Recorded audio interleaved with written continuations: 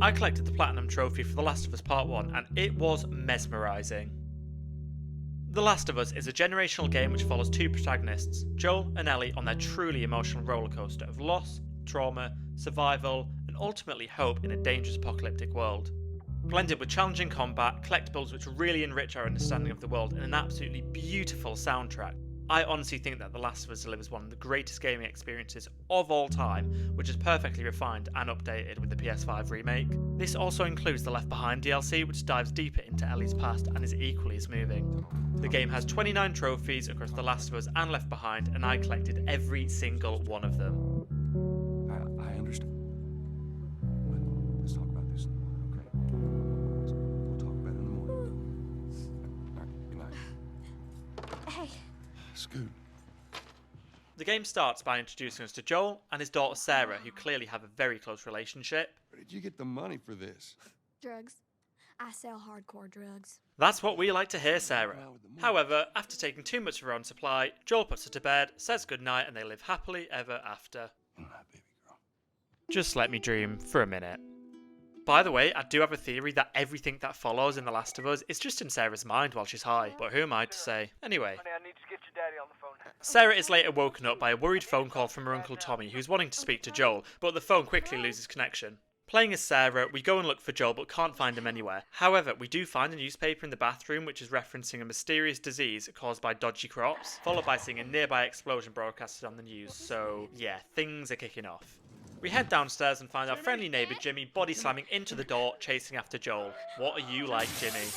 Unfortunately, Joel is forced to shoot our neighbour to protect Sarah. Rest in peace, Jimmy. Luckily, Uncle Tommy does arrive at the house in the nick of time to try and drive us out of town to safety. You have any idea what's going on out there? I got some notion. That's right, Joel, you tell him. However, you'll be absolutely shocked to hear that things don't go to plan, as the highway ends up being completely blocked by army roadblocks and some pretty hungry people. And naturally, Tommy just sits there watching. Don't you worry, mate, we're in no hurry whatsoever. In all seriousness though, I do actually think that this game does an amazing job at showcasing just the absolute chaos that would occur if a zombie apocalypse did ever break out. And at this point in the video, I should probably inform you that this video will have so much glazing of this game in it, and I will not apologise for it once. Anyway, shortly after Tommy manages to get us off the highway, things go from bad to worse as our car gets completely totaled, leading to Sarah being hurt and us now trying to escape town on foot. Just about escaping the fire and chaos of town, we do end up getting separated from Uncle Tommy, who holds back a load of zombies so that we can escape with Sarah. And we do manage to make it to the end of town where an army soldier shoots a load of zombies that are chasing us and saves our lives. It's okay, baby. We're safe. We're safe. Sir, there's a little girl. After saving our lives, the soldier then talks to his commanding officer on the radio, and basically, we just got pranked by the prank patrol. Once again, Tommy does rock up in the nick of time to save Joel from being executed by the soldier. Unfortunately though, he was too late to prevent possibly the most heartbreaking scene in gaming history. I know. Sarah. This is sad and all, but all I'm saying is the fact they don't even give you just a little bronze trophy for going through this emotional trauma is just crazy. Why? Also, rest in peace, Sarah. The game then jumps to 20 years later, where we find Joel secretly working as a black market smuggler while living in the quarantine zone. I'm coming. Alright, calm down, fella. Obviously, he's still completely traumatized and definitely depressed, but at least he has a job. Sort of. Anyway, we then meet Tess, who is Joel's partner and has just been jumped and had all of our guns stolen by a guy called Robert. Just silly little apocalypse things, eh? Anyway, Joel decides that he wants to go out and get the guns back from this Robert guy. But on our way through the military zone, it ends up getting locked down because of an attack by the Fireflies, who are basically this resistance against the Fedra military, who seem to execute people just for breaking quarantine. So yeah, not cool, Fedra. Not cool. After running away from the fighting, Tess then leads us to this spooky little bookcase, which is another way out of the quarantine zone, and also where we both have a gun and backpack hidden. We then make our way through some abandoned buildings where we come up against our first zombies. And you know what? For a guy that's usually awful at stealth, I actually can't believe I managed to get through this very first room without being seen, so yeah, get me. Finally, we find our very first collectible, of which we'll need to find many throughout the course of the game to get all the trophies, which includes 30 Firefly pendants, 13 comics, 97 notes and artifacts, 54 optional conversations, 12 training manuals, and 3 of Ellie's awful jokes. And it turns out in the earlier chapters I basically missed them all, so yeah, cleanup was fun. Anyway, at this point I was introduced to the main objective of the game, to lift wooden planks as slowly as possible. I might be exaggerating, but I swear between having my heart broken and being murdered by zombies, this was half of the game. No regrets though, no regrets. Soon later we had to pass through the slums, which is a place where everyone is either drunk, homeless, or really scary, and Tess even had to save us. Where do you think you were going? Malik, sit back down. Oh, sorry, Tess. Ooh, sorry. Yeah, that's right, you're sorry. Anyway, I do end up finding another collectible when going through the slums, but I will just say, because there's like 100 collectibles in the game, I won't show every single one of them. I'll only try and show like the interesting ones. But moving on, we do end up coming across some of Robert's guys, where we have a civilized discussion to try and work out all of our problems. Bitch, I will bash your skull unless you turn around and get your dumb ass out of here. Tess isn't happy with them, decides to fucking shoot them. You do you, Tess. But now we're in a scrap with these guys, and it turns out combat in this game is really difficult. Like here, for example, I only have 10 bullets, the sway in the recoil is absolutely mad, and you actually get properly staggered every time you get shot. It's not just like in other FPS games where you get shot and you don't even feel it. But honestly, really fun. Anyway, this was then followed by finding even more of Robert's guys about 30 seconds later, and it does turn out you can be stealthy in this area, which was a challenge I naturally took on and actually managed to kill a whole one person with stealth. Before I of course got caught 2 seconds later, got verbally abused, tried to shoot this guy, somehow failed miserably, and ended up having to have a 5-minute long fist fight with him. But you know what, it was actually really fun, and there are many situations throughout this game where I could easily just kill an enemy, but I just decided, nah, I just want to scrap with them. Always let the intrusive thoughts win. Finish him!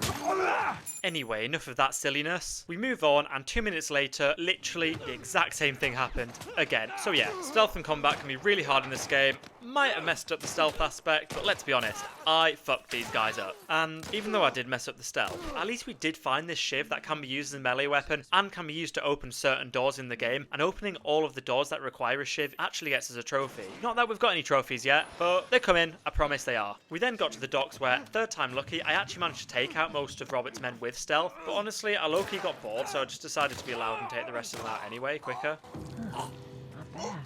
Tess, I think you mean absolutely spectacular, thank you very much. After this, we end up finding Robert. Shit! Back, get the fuck back! We just want to talk, Robert. Tess, you've just murdered 20 of his boys. I don't think he's going to believe you. Anyway, after a little game of tag where we of course win, Robert reveals to us that he has in fact sold all of our weapons to the Fireflies. Who has our guns? It's the Fireflies. I owe the Fireflies. Cheers for that, Robert. Cheers. What? This makes Tess a little bit upset. She loses her temper, kills him. There's a bit of a habit forming here, Tess, can't lie. Let's go find a Firefly. We won't have to look very far.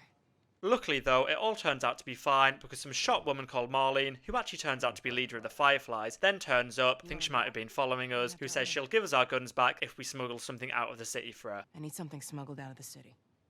You do that, I'll give you your guns back, and then some.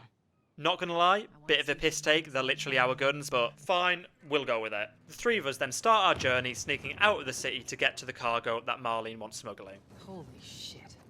Is that your people? What's left of them? Why do you think I'm turning to you guys? The audacity, you literally stole our guns. But anyway, we end up coming across this sort of attic room where we find some weapon parts and other materials, which can be used at workbenches throughout the game to upgrade weapons and craft gear like health kits to heal, and the shivs we found previously. And one trophy in the game is actually to fully upgrade any weapon, which we will get, I promise. There are trophies in this game, I'm not just gaslighting you. We keep on moving and end up getting to this bridge, which is really heavily guarded. Don't ask me how it happened, but all of a sudden, I just became Prime Jason Bourne and took out every single one of these guards without being seen. However, please do not be mistaken for one moment that this is going to last. Also, on a side note, this pile of bodies here is a clear example of where I just completely missed the optional conversation pop-ups. So yeah, bit of a clean-up that we had to do afterwards. Anyway, we keep on moving and finally get to our destination, where Marlene collapses, which leads us to meeting Ellie for the first time, Fuck away from her!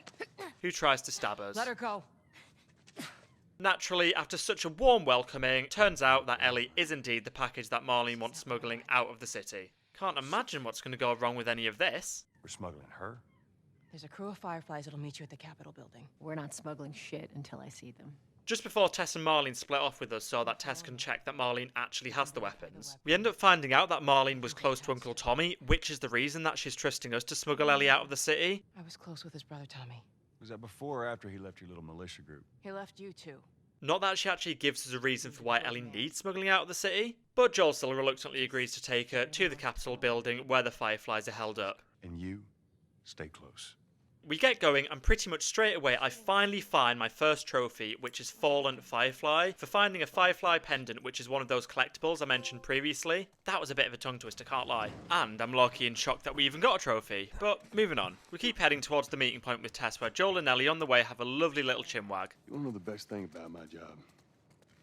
I don't gotta know why. To be honest with you, I give two shits what you're up to. Well, great. Sounding like a true taxi driver, Joel. Well done. We get to the meeting point where Joel decides, you know what, Ellie, you just chill for a bit. I'm having a nap before Tess gets here. Well, what am I supposed to do?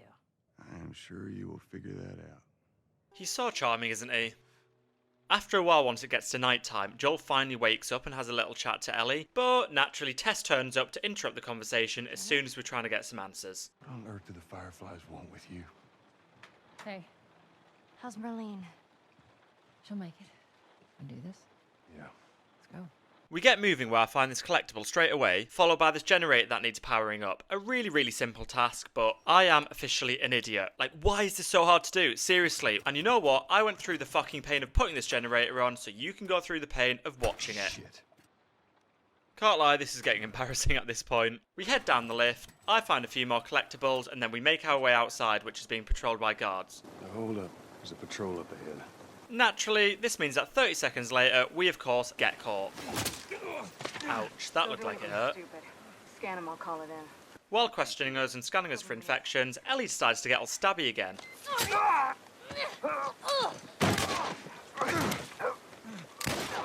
Tess saves our lives for the millionth time, and then we get the grand reveal of exactly who Ellie is. Look, Why the hell are we smuggling an infected girl? It's 3 weeks old. no, everyone turns within 2 days, so you stop bullshitting. It's 3 weeks. I ain't buying it. So yeah, seems like Ellie's immune to the virus, which is just unheard of, so no rest in peace for her today. Unfortunately, the conversation gets cut short because more soldiers rock up that we have to run away from, which is pretty stressful, to be honest. Miss me. We do manage to outrun a load of the soldiers and hide from them, and I'm pretty sure you just meant to sneak straight past these ones, but I just can't help smacking this guy with a plank of wood across the face, choking this guy out, and then just wasting half my ammo and health kits. It's like a calling to me. That's right, Joel, you just take on that sniper with a pistol. That was always going to work out really well for you. 1, 2, 3, 4, 5. Such an efficient use of ammo for people we could have just snuck past. Nice. We end up managing to take out the rest of the soldiers. Eventually. Then get back on the move where we make our way through the small sewer and reach downtown, where we chat to Ellie, who reveals to us that the Fireflies think that she could be the key to some kind of vaccine. Whatever happened to me is the key to finding a vaccine. Oh, Jesus. Love you, Joel, but you're a dick. What she said. Oh, I'm sure she did. Hey, fuck you, man. I didn't ask for this. Go on, Ellie, you tell it. Tess, what the hell are we doing here? Well, we've come this far, let's just finish it. Eventually, Tess basically tells Joel to stop being a whiny little bitch and we get going into downtown. And you know what? This area actually looks amazing on the PS5 version. However, the downside of it looking so good is that I somehow walk straight over this collectible. Like, literally right over it. How do I do that? We cut through a destroyed building where I found some supplements which are used to help upgrade your character, such as increasing health or improving your weapon sway, so that's quite cool. We then have a close call with a clicker, which is basically a much stronger zombie where Tess saves Joel's life yet again. Cheers for that. And even though clickers are much stronger, they are also blind, which means it's a lot easier to be stealthy around them, which is what we're supposed to be doing here. And obviously, you can see where this is going, because it's me.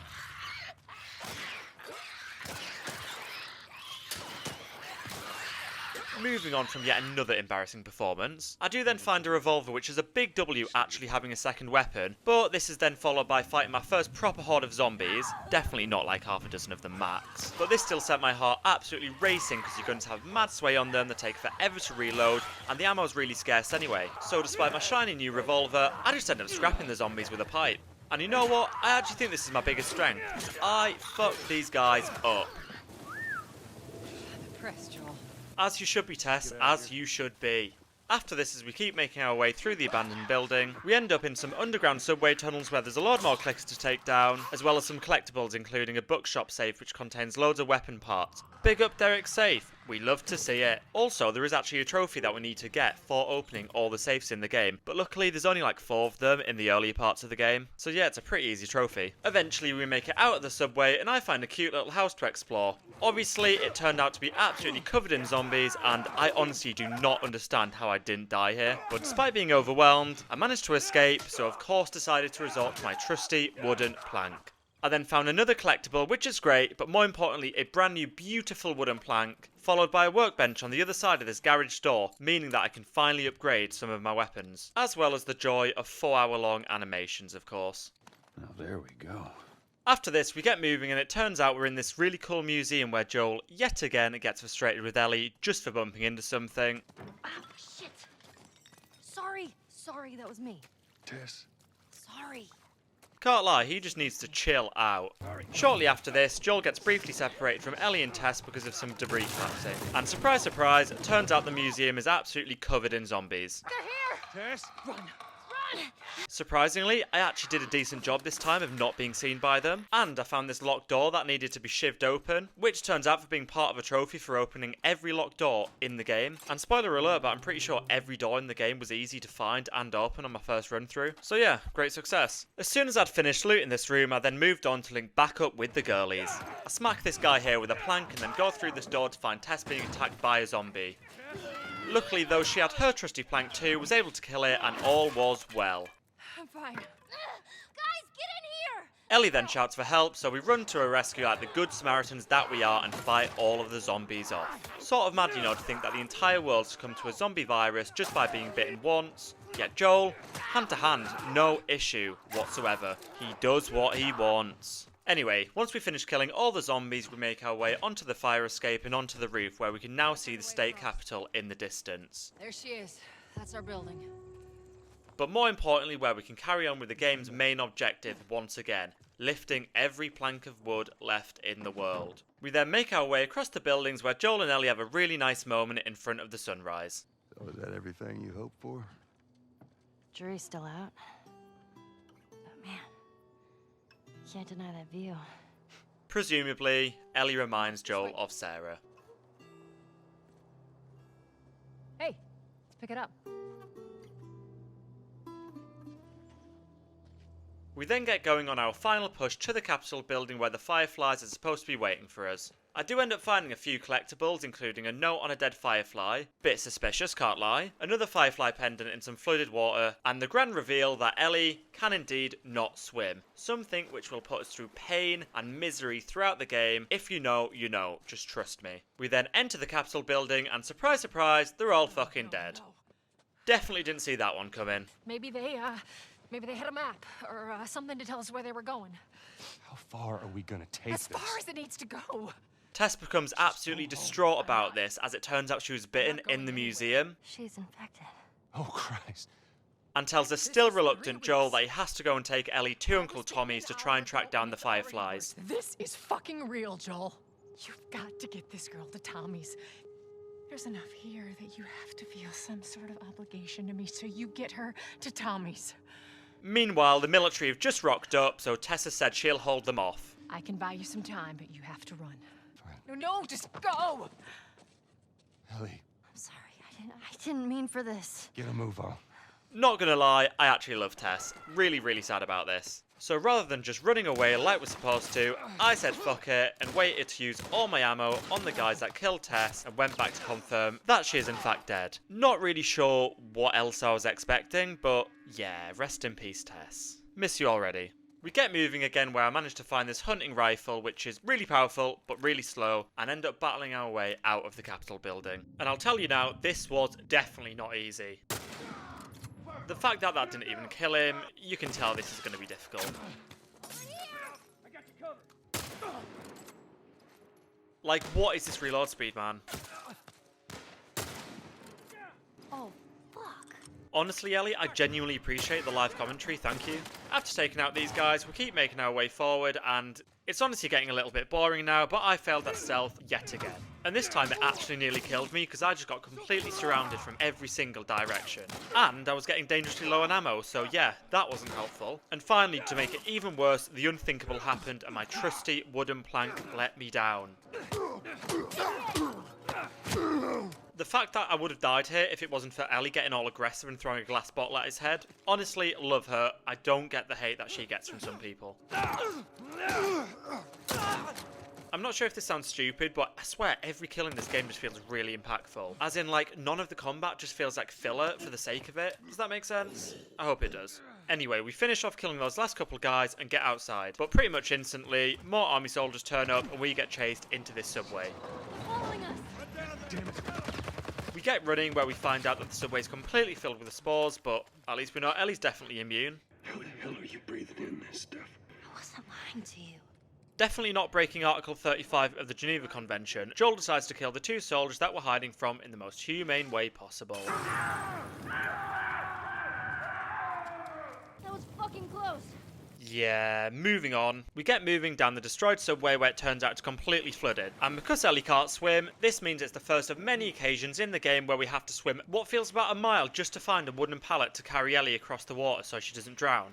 And I love this game, but my god, this is tedious. Thankfully though, we did at least find some more collectibles down here, including a Firefly pendant, which I'd definitely say is the hardest collectible to find, other than the optional conversations, so that's good at least. We finally make it out of the subway where Joel and Ellie have a sit down, and Ellie tries to tell Joel how sorry she is about Tess. But Joel being Joel decides, you know what, I'm just going to keep taking all of my grief out on Ellie. I don't even know what Here's how this thing's gonna play out. You don't bring up Tess. Ever. What a lovely guy.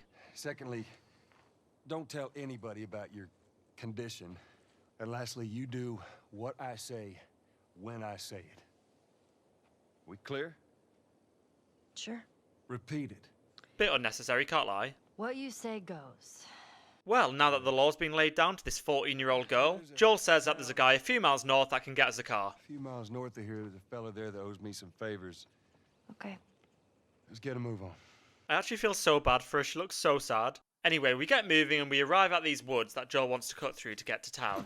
And by this point, because I still didn't know exactly what all the collectibles I was looking for looked like, I had to embrace the Platinum Hunter's curse of scouring every inch of every part of the game for collectibles and still not finding anything, like I did here in the woods. And can't lie, this did happen an awful lot in the earlier parts of the game, and it was painful, but we got there in the end. We then find an abandoned building, which is of course where we need to once again rely on our trusty wooden plank to get us over. A simple task, but I of course fell. And not gonna lie, I did this a lot throughout the course of this game. We then loot a couple of buildings where I once again managed to miss another collectible right in front of me. Not gonna lie, this is a bit of a trend throughout this game. However, we at least didn't miss this locked door which we shivved open and which had some supplements inside of it, allowing me to finally get my first character upgrade, which was to my maximum health. And let's be honest, after some of the close calls in the Capitol building, I needed that health upgrade. Shortly after, we also find this old arcade machine, and possibly for the first time ever, I actually didn't miss the optional conversation pop-up, so yeah, get me. But I had a friend that knew everything about this game. That's sad. And if you know, then you know, but if you don't, then don't worry, you will. We also found a lot more collectibles in the town, including another safe, which is cool, as well as finding out that Joel's mate might be a bit mental and is a complete pyromaniac.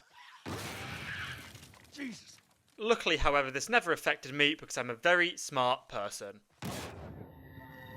Yeah, moving on. We keep moving where I managed to get a bow and arrow, but despite my newly enhanced arsenal of weapons and newly upgraded health bar, I was unfortunately still no match for the mighty wooden plank which had returned to haunt me already. I really wish I could lie and just say I was doing it for entertainment purposes, but I'm just not. I'm just really, really bad. We crossed this rooftop where I managed to get some target practice with this bow and arrow, loot some more buildings where there's some collectibles and more zombies to kill, and then 2 minutes later fell into yet another one of Bill's booby traps, except this one didn't kill me and I was forced to fend off a load of zombies while upside down, while Ellie tried to find a way to free me. Ellie! Luckily, it turned out to be pretty easy and I definitely won this fight flawlessly without missing any shots or dying. Yeah, moving on. Next time round, I did nearly die when Ellie managed to free me, but luckily our old pal Bill arrived in the nick of time and helped us on our escape, which was pretty stressful to be honest, and where I once again proved myself to not be the best shot in the world. But at least we have melee. Moving on. Eventually, we get safely inside Bill's safe house where Bill decides to beef us, which gets a little bit heated. Turn around. All right. Get on your knees. Don't test me. Just take it easy. Now. Stop. of a bitch! You done? I'll cut to the chase. I need a car. As soon as things start to calm down a little bit, Joel asks for a car, to which Ellie uses her expert negotiation skills to make it happen. Yeah, sure, Joel. Go ahead. Take my card. Take all my food, too, while you're at it. By the looks of it, you could lose some of that food. You listen to me, you little shit. No, fuck you! You handcuffed me. I need you to shut up. Yeah, nice one, Ellie. Nice one. All right. But after this, I owe you nothing. That's fine.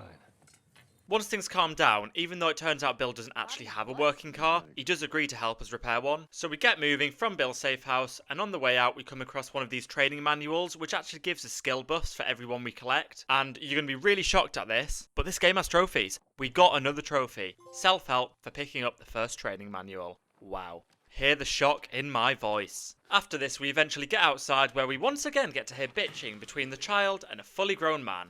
Why don't you fix one of these cars?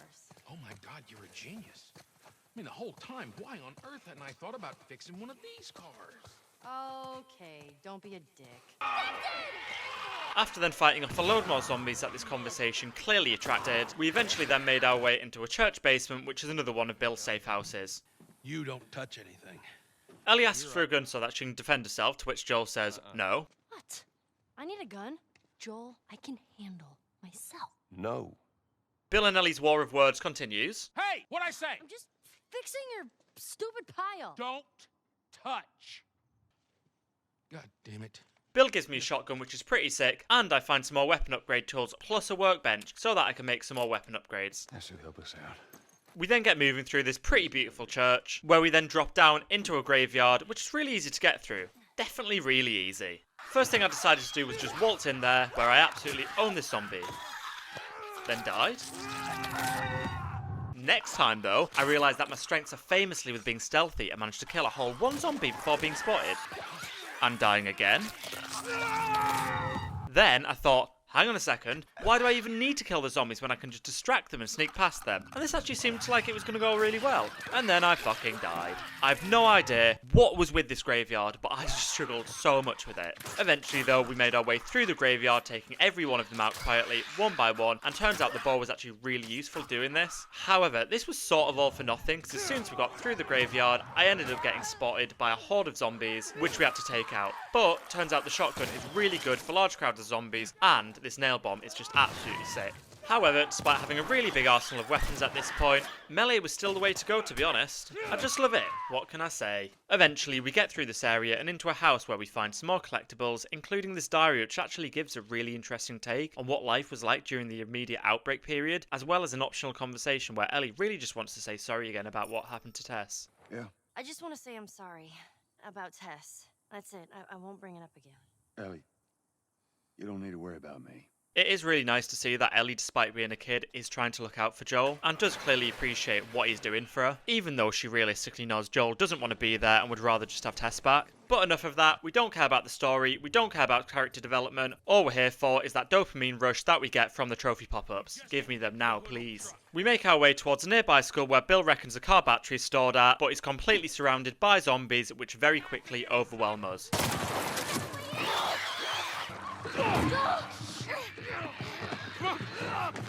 We do make it inside the school and barricade the doors, but big shock, the car battery that's supposed to be there is gone. It's empty. What? Fucking empty. Bill, where to?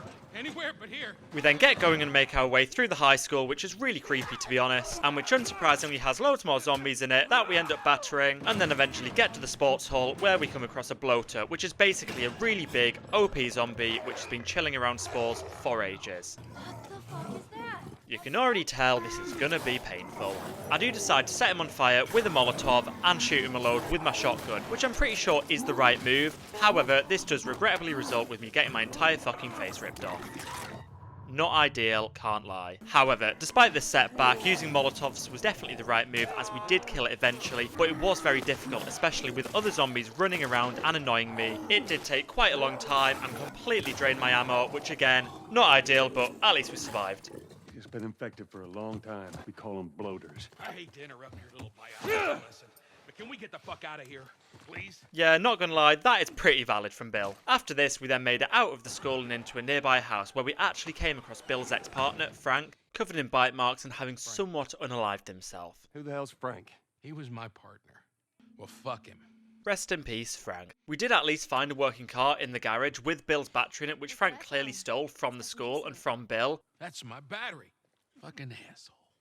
And just to make things even worse for Bill, in another room we also found a collectible, which was a letter written by Frank speaking about how much he secretly despised Bill. So naturally, I just felt compelled to give Bill the note, which I'm sure made him feel 10 times better. Well, that's how you feel. Well, fuck you too, Frank. Fucking idiot. You ready to go? Awkward. We then roll the car outside where we have to kill a final few zombies while we're trying to jog the car. That girl nearly got us killed. And then we get a lovely send-off from Bill. We square? We're square. And get the fuck out of my town. Love you too, mate.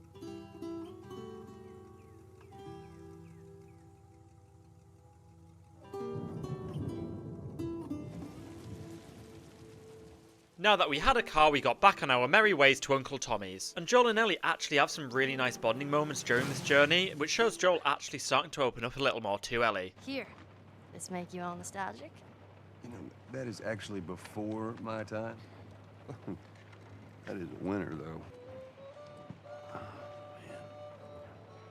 Well, better than nothing. We also see that Ellie's stolen a comic book from Bill's safe house, and going forward in the game, editions of this comic book actually become one of the main collectibles in the game, and collecting all of the comic books is a trophy itself, so yeah, we are getting somewhere with trophies at least. Oh, and we also can't forget about the other interesting magazines, which Ellie took from Bill's, which she decides to prank Joel with. Now, Ellie, that ain't for kids. Get rid of that. Well, hold your horses. I want to see what all the fuss is about. Oh, why are these all stuck together? I'm just fucking with you. Bye-bye, dude. You know, I personally reckon that the devs missed a huge chance here not making these the collectible magazines, but each to their own, I guess. Anyway, we do eventually arrive in Pittsburgh, where we run into a seemingly injured bloke, which Joel sees right through as a bandit attack. He ain't even hurt.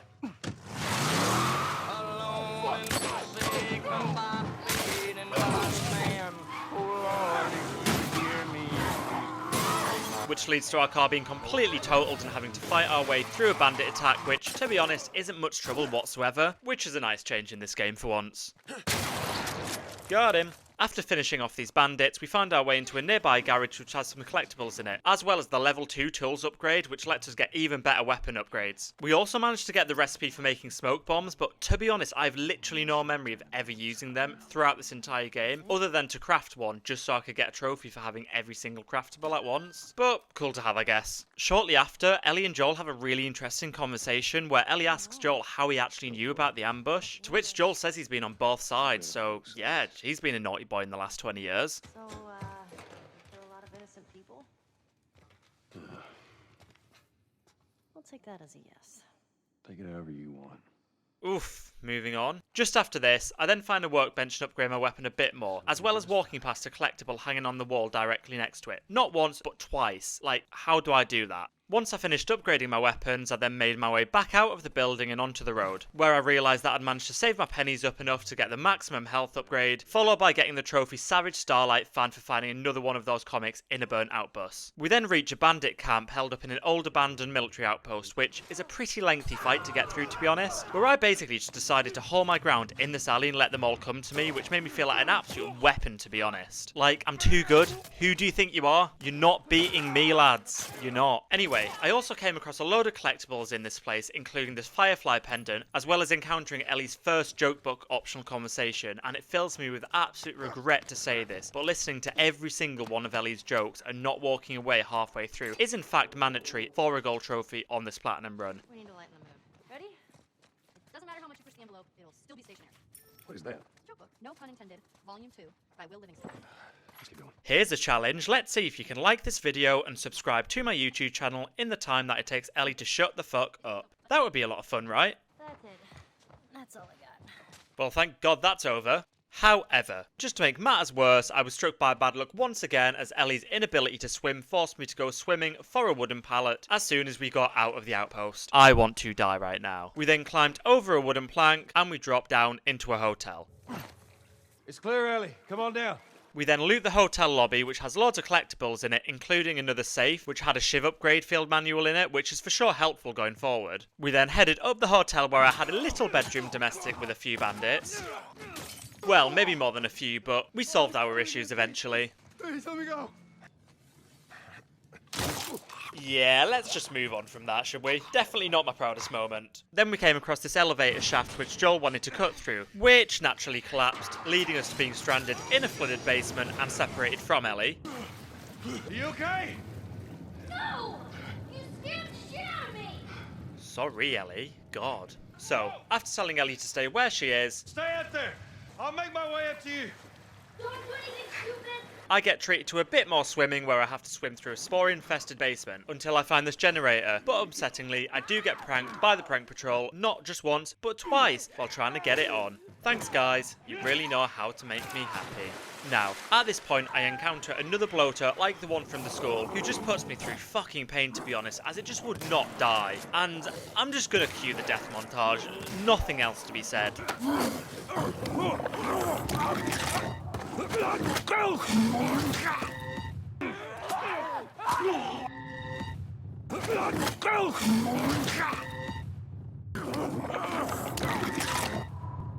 It's only after about an hour of pain that I end up discovering that you don't even need to kill the fat bastard, but rather just find a keycard and outrun him. Fucking nice one, mate. Really had me giggling there, you dickhead. But we move. We move. At least the next room I did find a workbench where I could upgrade some more of my weapons, which is cool. Definitely not still triggered by that whole affair. Now we're talking.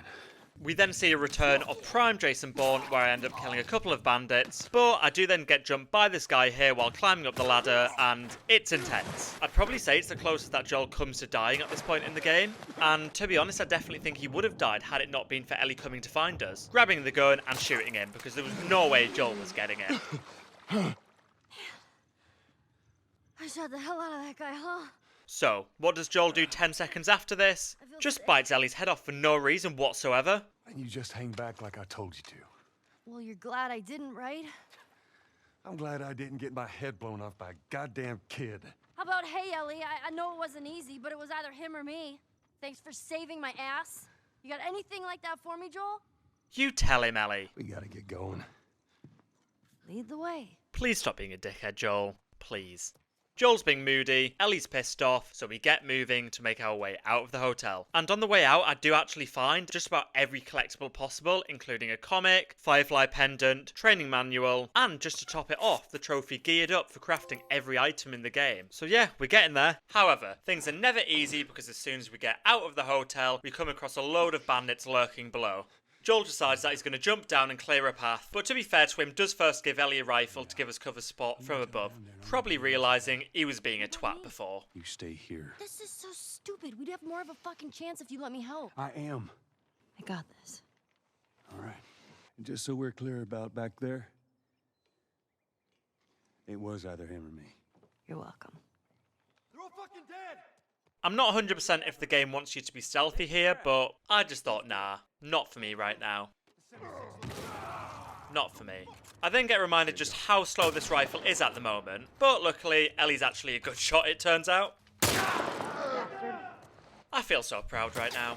I then slowly make my way around the cover to take out the rest of the bandits, where I finally get to use an upgraded melee weapon, which is just brutal to be honest. But I do end up having a really close call with the final bandit, and I do nearly die. I know that sound. I got you now, asshole. Thankfully though, I was okay. All right, come on down. Ellie then makes her way down, and you're gonna be shocked, but Joel's nice to her. He's actually nice to her. How'd I do? How about something a little more your size? It's for emergencies only. Okay. You know that the bar is really low when Joel giving a child a gun is me saying, wow, he's being nice. But that's the apocalyptic world for you. Or 2025 America, but who am I to say? Anyway, we get moving again where we find some more collectibles, as well as another workbench, which is always nice to see. However, what is not pleasant to see is more bandits rocking up and... banditing? Is that a word? Killing civilians, we'll go with that. Damn, no food, old pair of shoes. We got nothing. Let's go. The fact that it was previously implied that Joel used to do this is just a bit not great, can't lie. definitely a bit of a sticky one. Oh, man. Ain't nothing we could have done. I know. We get moving again, where we take out a few more bandits stealthily, find some more collectibles, then take out a couple more bandits stealthily, and maybe one or two not so stealthily. Easy work. However, what is not easy work is being spotted by the murder truck, and being foolish enough to actually think that a nail bomb would put a dent in it. But I'm a dent in that damn thing. Big brain energy right there. We then get running since there's nothing else to do to it, which is just stressful. Take out a few more bandits on the way, and finally make it off the street where the truck can't find us. But where some random bloke is hiding who decides to chokehold us. Lol.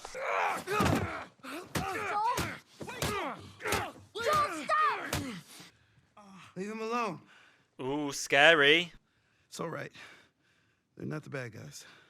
Just gonna put it out there, he looks like a complete neek. Just saying. Man, you hit hard. Yeah, well, I was trying to kill you. Anyway, turns out this guy Sam and his little brother Henry were trying to get out of the city, but all of their friends died. So Ellie says we can be friends instead, and Joel ain't happy with this, but he goes along with it. We can help each other. Ellie. Safety in numbers and all that. We got a hideout not too far from here. Right, take us there. So we get moving again and come across another one of those doors that we need to shiv open, as well as one of those comic book magazines that Ellie's collecting. I bet Ellie'd like this. Then shortly after this, an old friend of ours returns, which just can't be bothered with. They're gone. Sam, what are you doing? Nothing. Get rid of it. The rule. What is it? We only take what we have to. That's right.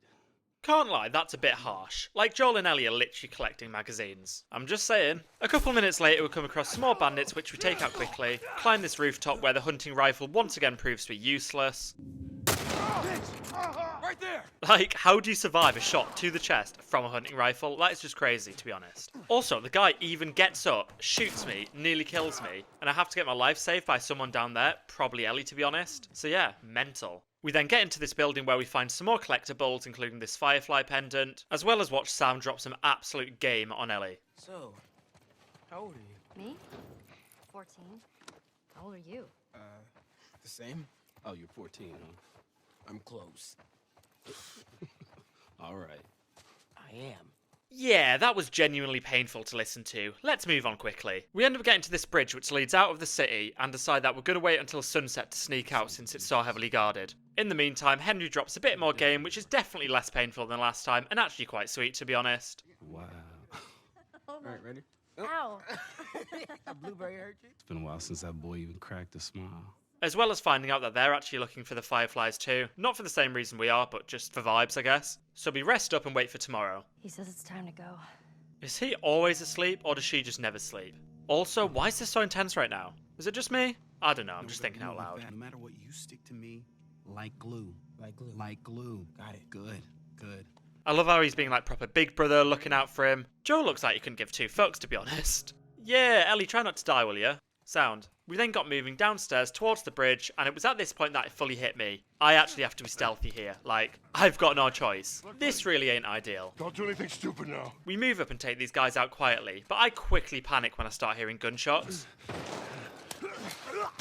Luckily though, I did quickly hear zombie sounds too, so it's clear that the guards outside are just taking out zombies, which is sort of a benefit because they're distracted at least. We then head outside where we end up being in the middle of zombies and the guards, meaning that we're basically hiding for our lives from this flashlight. And I didn't even realise it at the time when playing, but taking out that flashlight is actually going to be our next trophy. So we move our way up, sneak past this guy, turn the generator off, and there you go, another trophy in the bag. However, this does make the guard suspicious. This guy spots me, and I do manage to grab him before he can shoot me, but then more people come, I get shot, I nearly shoot Henry, sorry about that mate. It sort of turns into a bit of a mess, and we basically just have to take out a load of guards all around us, as well as a hedge or two, but never mind about that. All right. We did it. Now that all the guards are taken out and we're at the gate, we start heading through it, but then of course that big truck has to turn up and just ruin our evening. Even though we do manage to get through the gate in time and lock it, turns out that bro is pretty relentless, he's trying to barge through it, we try and get the high ground, the ladder breaks before Joel can get up, these two fuck off. I'm sorry. We're leaving. What? What the fuck, Henry? Ellie jumps back down. We stick together. It's all just a bit of a mess right now, and we're back on the run. What a surprise. We do manage to get into this garage where we can get some cover, head through the building where there's a few bandits, but we take them out pretty easily. finally, we're safe. Fucking open it! Go! Just joking, this is The Last of Us, we are never ever safe. And I know I've said it before, but this situation really is stressful. Run! So now we're running across the bridge with a massive truck chasing us, it's shooting at us relentlessly, and of course, the bridge is broken. Like, it's literally collapsed, there's no way across it, we are dead. How many bullets do you have left? They're gonna kill us. What other choice do we have? We jump. No, it's too high and you can't swim. No time to argue. Ellie! Damn it! Ah! Right, I understand there was nothing else to do, but she is mental. Like, she jumped off a bridge. A literal bridge. Like, it's 200 feet high, she can't swim. Are you okay in the head, Ellie? Like, I know Joel's not now, he's had his fucking head bashed in by a rock, and he's probably dead. He's not, by the way, I'm just being dramatic, but still, I'm just shook. I'm shook. Henry! He's awake! Hey, you. We're alive. Anyway, Neek Boy and his brother are back. Turns out that they might have saved our lives and dragged us out of the water. You know, Sam's the one who spotted you. You guys have taken quite a bit of water. Although Joel is understandably not very happy about them, you know, fucking off before. He's pissed, but he's not gonna do anything. You sure about that? Stop! Joel? But coming back for you meant putting him at risk. Stay back. If it was the other way around, would you have come back for us? I saved you. I mean, to be fair, he's not wrong, is he? He saved me too. You know, for what it's worth, I'm really glad we spotted you. Gonna be really happy you didn't kill me. Anyway, we kiss and make up and start heading towards some radio tower that Henry reckons will be full of supplies. But to get there, we have to head through a sewer. And I don't want to sound like I'm moaning for the sake of it, but I swear every game seems to have a sewer, and it's never enjoyable. Maybe I'm just getting PTSD from Demon Souls, who knows, but yeah, no idea why that triggered me so much, probably just a massive irrational hatred. Moving on. We get moving through the sewer where we find some more collectibles. Do you think they'll join us? All the way to Tommy's? Well, I don't know. We're just gonna have to see how everything pans out. I make some more character upgrades, and then we probably knew it was coming, but I have to go swimming again. And not gonna lie, this is vile. Like, this is actually vile, Joel swimming through this just to get this gate open. Also, turns out that Neek Boy can't swim either, so yeah, that just makes me like him even less. Anyway, we keep on swimming where we find a few more zombies to kill. Another collectible, another wooden pallet for Ellie to get on, and eventually get this machine thing working. I have no idea what it is, not gonna lie. Also, fun fact, turns out riding on that thing is actually a trophy which I've just managed to miss, so that's another cleanup we're gonna have to do. Fun, fun, fun. I gotta say, I'm impressed with you two. I've just had to swim through a sewer while all you've done is watched. I do not care about your opinion right now. Respectfully. We keep moving through the sewer where I get a new weapon which is basically a one-handed shotgun, as well as another training manual which makes my explosives much better, so yeah, buzzing about that. Shortly after this, however, Joel manages to set off this trap, meaning this big gate comes down. Get back! Sam! Meaning that I'm now stuck on this side of it with Neek Boy while Ellie is stuck with his brother on the other side. Not ideal. Henry, we gotta fucking move! You keep him safe! Go! Genuine question, who's got the worst deal right now? Them getting chased by clickers or me having to deal with him? Just food for thought. We get moving to try and find Ellie, and after killing some more clickers, including with this machete, which is amazing by the way, I'm actually gutted that we don't get to keep this throughout the whole game, as well as with our new pistol, which is just, again, amazing. They stood absolutely no chance against us. Or, well, at least me anyway, fucking not Sammy, who's off crying somewhere. Alas, I'm becoming a brand new person, it is fine. Shortly after battering the rest of the zombies, we come across some level 3 tools, which is nice. And eventually, we finally manage to link back up with Ellie, and things aren't going too well for her, to be honest. Sam! We gotta keep running. Go away, over there. Sam! Run!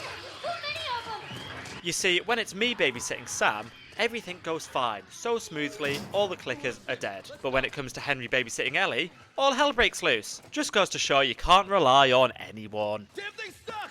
Here, give me a boost.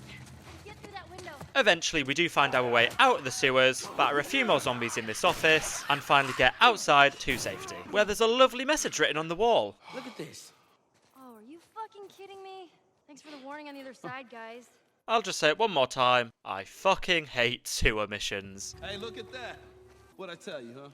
Thankfully though, we're now in the peaceful, tranquil suburbs, where we all have a bit of a catch-up, which has a million optional conversations, of which half I missed, not gonna lie, had to come back and redo a lot of these, and where we come to understand just how messed up Ellie and Henry's upbringings actually have been. Like, the idea of the suburbs is just so foreign to them, it's actually insane. This thing drive around and play real loud creepy music and kids would come running out to buy ice cream. Man, you lived in a strange time. Told you so. I mean, she's not wrong. I would rather be locked in a room with zombies than locked in that van with Mr. Whippy. Just saying. Straight after this, we do then get Combat Ready, which is the first of 2 trophies in this area, which is for fully upgrading any weapon in the game. And then the second trophy, Sticky Fingers, which is for opening the 4th and final safe. And I would say at this point in the game is where the trophies really do start to pick up a bit, so that's cool. In addition to the 2 trophies and a load of optional conversations, again that I missed, this area also had a load more collectibles, including this melee weapons upgrade training manual, another one of Ellie's comic book magazines, and a Firefly pendant, so a lot of progress was being made on the collectibles front of things, but let's not forget, this is The Last of Us. So look who's back! A big fuck off armoured truck. Just what we love to see. Just to explain, my PlayStation did crash, so I don't have the bit before this, but basically, we got pinned down by a sniper and a load of guys. Joel makes his way up to take out the sniper, so we're up here, Ellie, Sam and Henry are all down there, they're pinned down, and now we're the sniper. Does that make sense? I hope it does. Anyway, we do eventually manage to destroy the truck by shooting this absolute idiot with a grenade, which sets his own truck on fire. Nice one, mate. However, the fun's not quite over yet because a load more zombies rock up and attack the 3 of them. Sam and Henry do end up getting pinned down by zombies, but luckily, me with the sniper saves the day. Oh, God. Like, literally the most saved day ever in history. Ever. Shut the hell up. It's now nighttime where we're out of the suburbs, having some food, and just having a bit of a laugh. No, Ellie. This isn't just any regular motorcycle, okay? You get on that bad boy, you feel that engine? Oh, yeah? How would you know? Seen it in my dreams. Okay. Henry is growing on me a little bit, but Sam is just being a bit of an emo in the other room. Like, I love My Chemical Romance, don't get me wrong, but time and a place, mate. What if they're trapped in there without any control of their body? Henry says that they've moved on, that they're with their families, like in heaven. Do you think that's true? I'll see you tomorrow. Oh no, Sam's been bitten. Anyone other than Sam, please. No. How can this be? Can't actually wait to say rest in peace. Well, if you want him to join us, you can go wake his ass up. What the hell? Shit, he's turning! That's my fucking brother! Screw it! Alright, to be fair, him shooting his own brother is fucking horrible. Like, it is horrible. Sam. Henry? Henry, stay there. Henry? What have you done? I'm gonna get that gun from you, okay? Oh, okay, easy. This is your fault. This is nobody's fault, Henry. It's all your fault. Henry! Henry, no! Fuck, I actually feel bad for hating on this kid for so long. Like, he was an absolute neek, but that was sad. Rest in peace, Henry. Rest in peace, Sam. Yeah, moving on. It's now the fall. A lot of time's passed. We're over it now. Like, genuinely, I'm over it now. Fuck him. I don't care. You ready to see dear old brother? I'm just ready to get there. You nervous? I don't know what I'm feeling.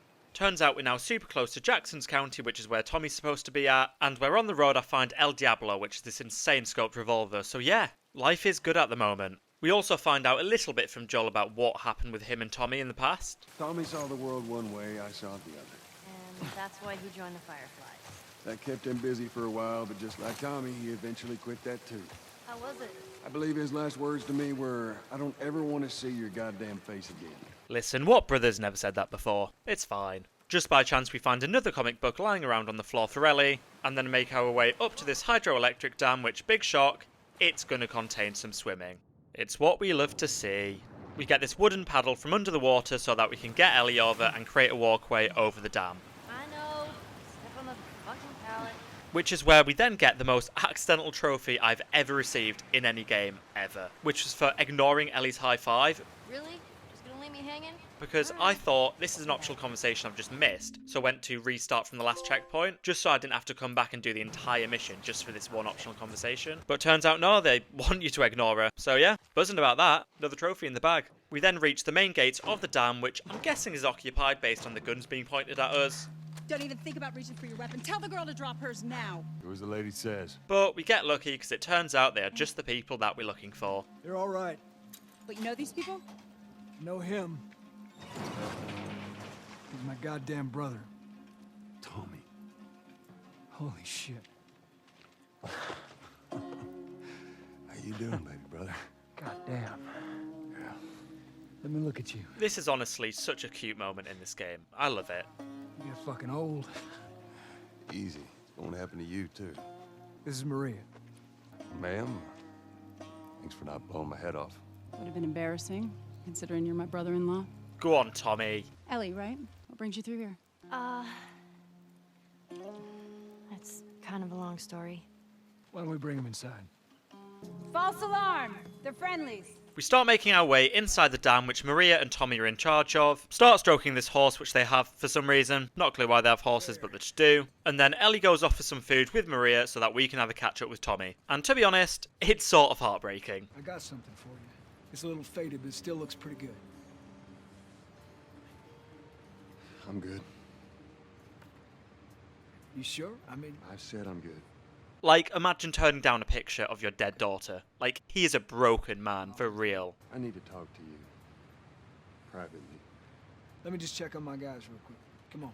However, what Joel does not turn down just a couple of minutes later is the opportunity to get another trophy. Literally just for stroking this dog that's chilling on the dam. That's it. This game is so random, it's either ignoring high fives and stroking dogs or collecting 1,000,000 collectibles. Make it make sense. We then make our way inside this room where these two guys are trying to make the dam work because apparently it's broken, then pick up a training manual and find another workbench, and then finally get a room with Tommy where we can have a private chat. And to be honest, it probably could have gone a bit better, because literally all they end up doing is arguing. She's immune.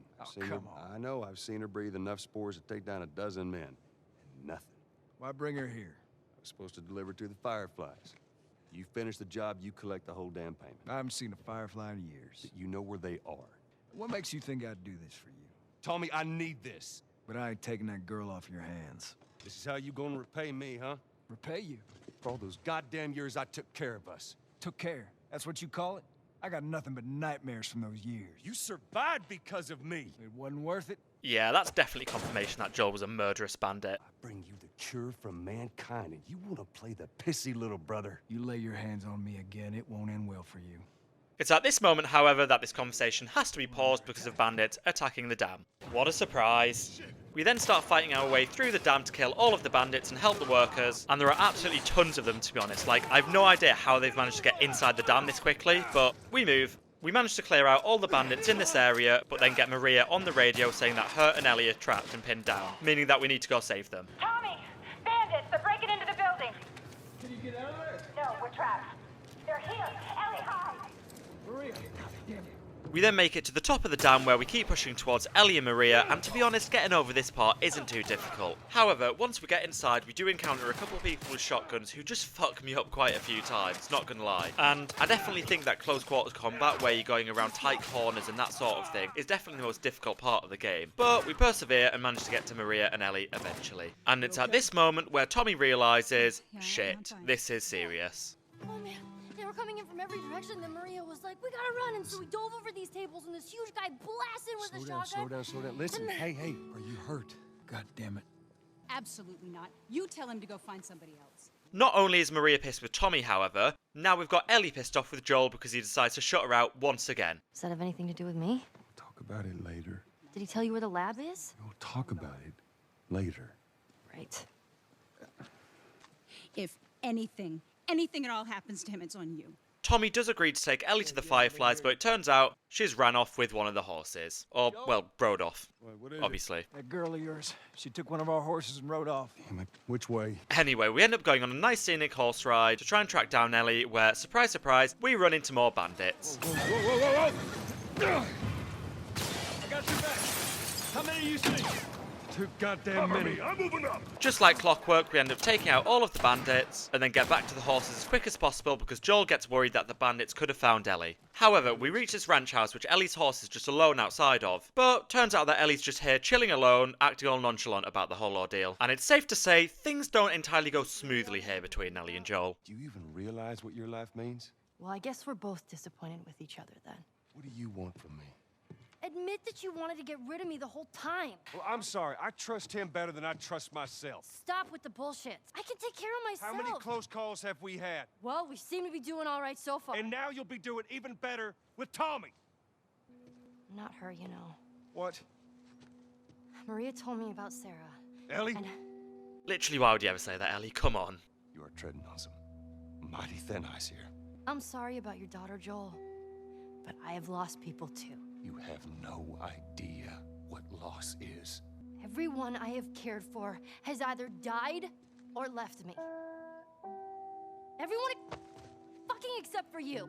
So don't tell me that I would be safer with someone else, because the truth is I would just be more scared.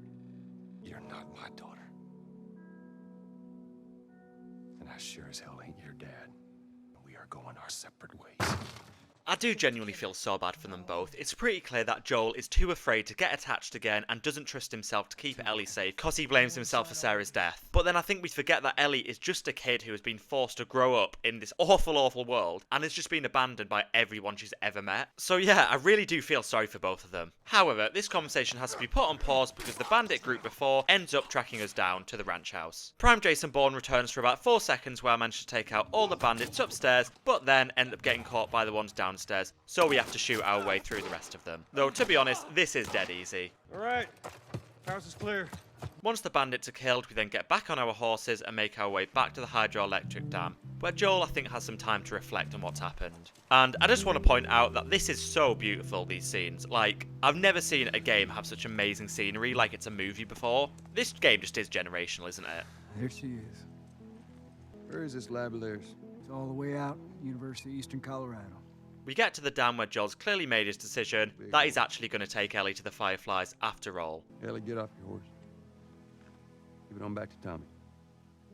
I'm gonna hang on to this fella, if that's all right with you. What are you doing? Your wife kind of scares me. I don't want her coming after me.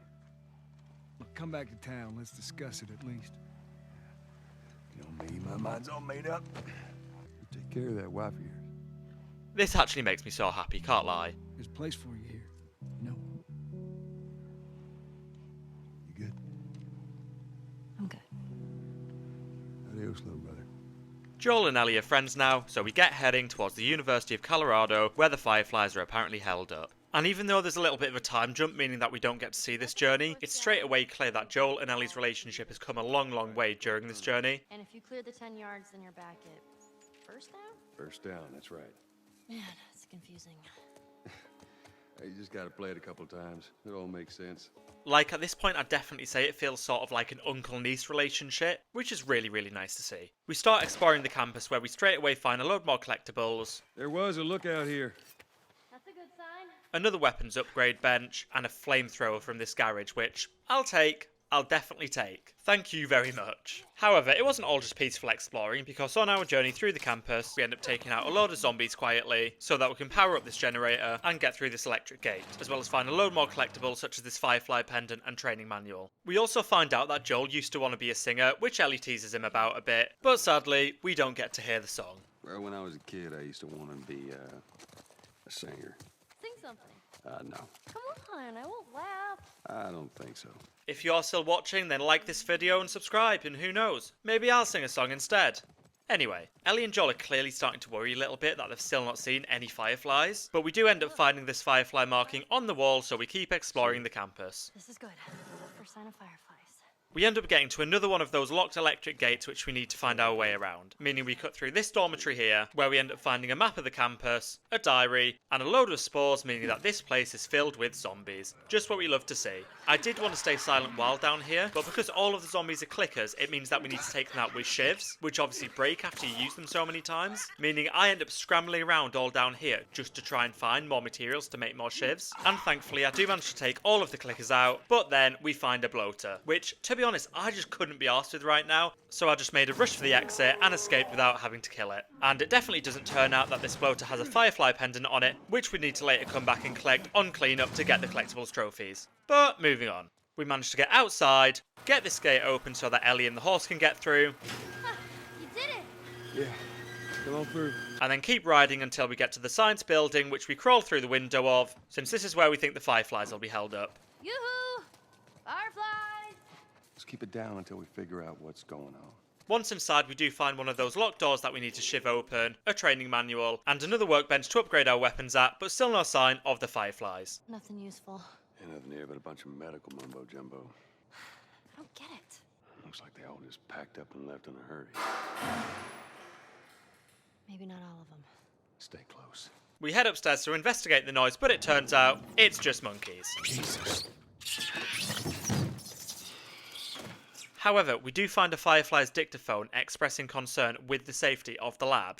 We lost 2 more guards to infected attacks.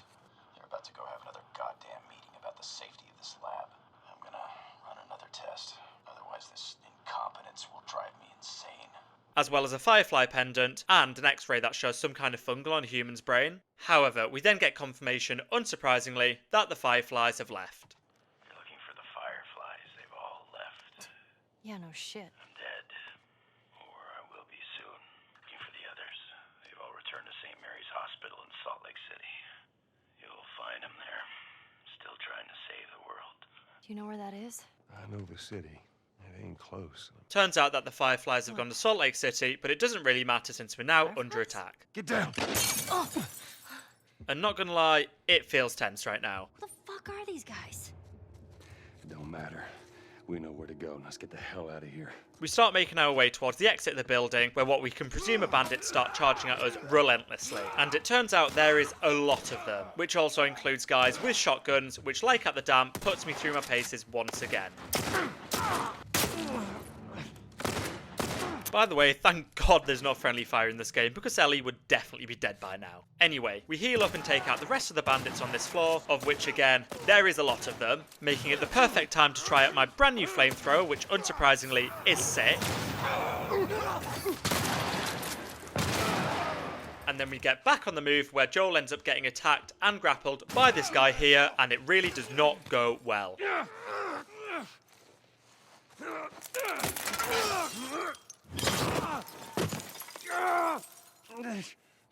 Yeah, first time seeing this, I was shook. What do you want me to do? Yeah, like I said, this was stressful. Oh man. I'm gonna need you to pull.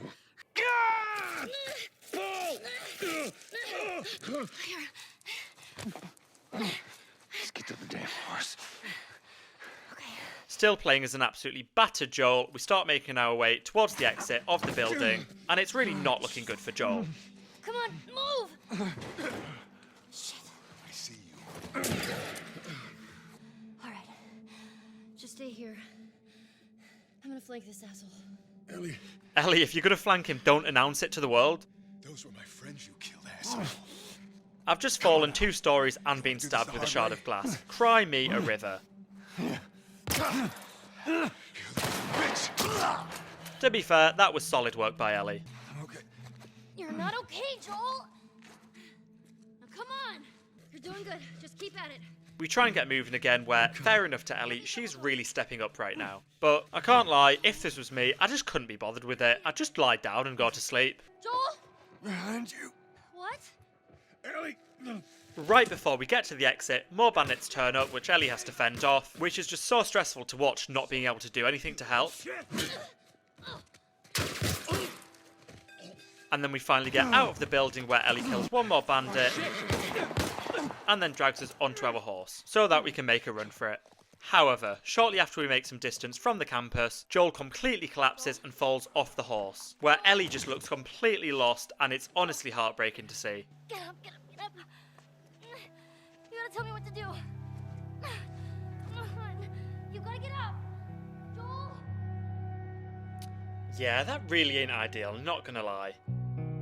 So it's now winter, where we're playing as Ellie, hunting for food in the snow, and given absolutely no clue to where Joel is at. This won't last very long. We find this deer, which we end up hunting, and it just takes forever, to be honest. So yeah, enjoy.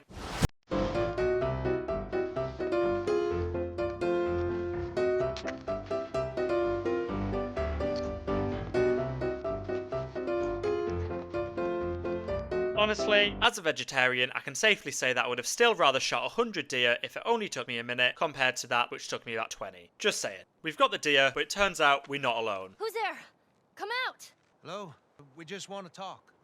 Any sudden moves and I put one right between your eyes. Ditto for buddy boy over there. You tell him, Ellie. Well done. Name's David. From a larger group. Women, children. They're all very, very hungry. So am I. Oh, these seem really genuine and lovely. What a nice change from the bandits we always run into. Maybe we could trade you for some of that meat there. Weapons, ammo, clothes. Medicine. Well, that's one way to look calm and composed, Ellie. Well done. You have any antibiotics? We do. Back at the camp. Buddy boy can go get it. He comes back with what I need. The deer is all yours. Anyone else shows up... You put one right between my eyes. That's right. Go on, Ellie. Absolute Sigma energy telling Buddy Boy what's what. 2 bottles of the penicillin in a syringe. Make it fast. Go on. I'll take that rifle. Of course. Ellie and David drag the deer inside from the cold and then have a little chit-chat. Where, to be honest, David seems really nice. Look, I understand it's not easy to trust a couple of strangers. Whoever's hurt, you clearly care about them. I'm sure it's gonna be just fine. We'll see. Unsurprisingly, however, this conversation gets cut short when a load of clickers turn up, and where we also find out that David has another gun hidden, which actually turns out to be a good thing. Really like my rifle back now. No, you have your pistol. Hope you know how to use that thing. No matter what, we have to keep them out. With nothing more than a rifle and a bow and arrow, we then have to defend this barn for our lives, which it's safe to say is not easy considering these are really slow and long-range weapons, but we're having to use them at really close range. So yeah, not ideal, but at least we survived. We're getting out of this room. After a few close calls, we do manage to get out of this room and back on the run, although it isn't long until we yet again run into more zombies. But we do at least find the Firefly pendant on the way, so that's good at least. Wow, thanks for the help there, David. You really are a lovely, caring gentleman. However, we then do find ourselves at a dead end where zombies just keep on coming at us, and to be honest, this is stressful, which of course gets worse by this bloater turning up. And at this point, we do luckily have some Molotovs at least, which makes it a bit easier, but still only having a rifle and a bow and arrow at such short range against such a powerful enemy is really not ideal, especially when we still have other zombies running about and getting in the way too. However, we do eventually manage to kill the bloater and the rest of the zombies and make our way back towards the deer, where Ellie and David end up having a bit of an interesting chat. I'd say we make a pretty good team. We got lucky. Now, you see, I believe that everything happens for a reason. And I can prove it to you. A few weeks back, I sent a group of men out. Only a few came back. They said that the others had been slaughtered by a crazy man. And get this, he's a crazy man traveling with a little girl. Everything happens for a reason. What a plot twist, by the way. Don't get upset. It's not your fault. I'm just a kid. James, lower the gun. No way, David. I'm not gonna let her go. Lower the gun. Now give her the medicine. The others won't be happy about this. Yeah, well, that's not your concern. You won't survive long out there. I can't protect you. Oh, thanks. You know, I was definitely far too young when I first played this game when it came out on PS3, because even there you can see subtle hints of exactly why David is the way he is towards Ellie, which I was definitely too young to pick up on, which we'll of course see more as the game goes on. Anyway, Ellie gets back to the horse with the antibiotics and gets on riding towards Joel, who's currently hiding in the garage of a nearby village and it seems is basically in a coma, meaning that Ellie's basically been looking after Joel for weeks now, which is absolutely crazy because it is just so easy for us to forget that she's only 14, except for David of course, who unfortunately doesn't forget that, but swiftly moving on. Sorry. Hold on. You're gonna make it. After giving Joel the medication, she lies down beside him and goes to sleep, after what I'm sure was a very tiring day. However, whatever sweet dream that Ellie was having does not get to last long, as unsurprisingly, David's boys have tracked Ellie down, meaning that she needs to draw them away from the house. I'm gonna draw them away from here. I'll come back for you. And I can't even lie, this is me levels of stealth. Like, you're on a massive horse, how do you not expect them to see you? Hey, I got her! Get your ass over here! What are you waiting for? Shoot her! But David said... Fuck David! No! Shoot her now! Grab her! What the hell do they want? Yeah, Ellie, you ask what they want. These guys are basically pimps. Like, literally David's pimps. It's really not nice. Come get me, you motherfuckers! Anyway, during Ellie's attempt to draw the bandits away from town, literally the worst thing possible could happen. Callus gets shot. Oh, man. Rest in peace, Callus. It's genuinely sadder than Neek Boy dying. Unfortunately though, there's absolutely no time to mourn because we're still being shot at, meaning that we need to keep on running, where we find ourselves on this sort of cabin resort, which is absolutely filled with bandits, meaning that we need to be as stealthy as possible, and it is difficult. Because like when we were hunting, we still only have very limited weapons and ammo, so I definitely had a few close calls. After killing a load of bandits, I did at least manage to find a shotgun which came in handy, as well as a Firefly pendant, so yeah, the grind never stops with these collectibles, even when we do have a crew of diddlers chasing us. So yeah, never ever question our absolute commitment to the platinum trophy. Anyway, after killing so many bandits, we do end up finding ourselves alone on this nature trail, where we end up coming across another collectible, and then unsurprisingly, a load more bandits which we have to kill, which then leads us into this cabin resort. I don't want to get trapped in here. Where's the way out? While exploring the cabin resort, we do end up having a couple of really close calls with some bandits, but luckily we managed to break free and escape to safety. Just kidding, get pranked, David's back. Relax! Keeping you alive here. There you go. There you go. After being choked out, Ellie then wakes up in a locked cell, and it turns out the bandits are cannibals. Yeah, David really said, I'm a nice guy, you can trust me. How are you feeling? You should eat. What is it? It's deer. With some human helping on the side? No, I promise. It's just the deer meat. You're a fucking animal. Go on, Ellie, you tell him. We have to take care of our own, by any means necessary. Please tell me your name. You're so full of shit. I've been quite honest with you. Now I think it's your turn. It's the only way I'm going to be able to convince the others. Convince them of what? That you can come around. You have heart. You're loyal. And you're special. Fuck my life, this really is straight out of the Predator's playbook. It is actually vile. And I don't think it's going too far to say that he actually might be the most evil person in gaming history. But thankfully, Ellie ain't buying it.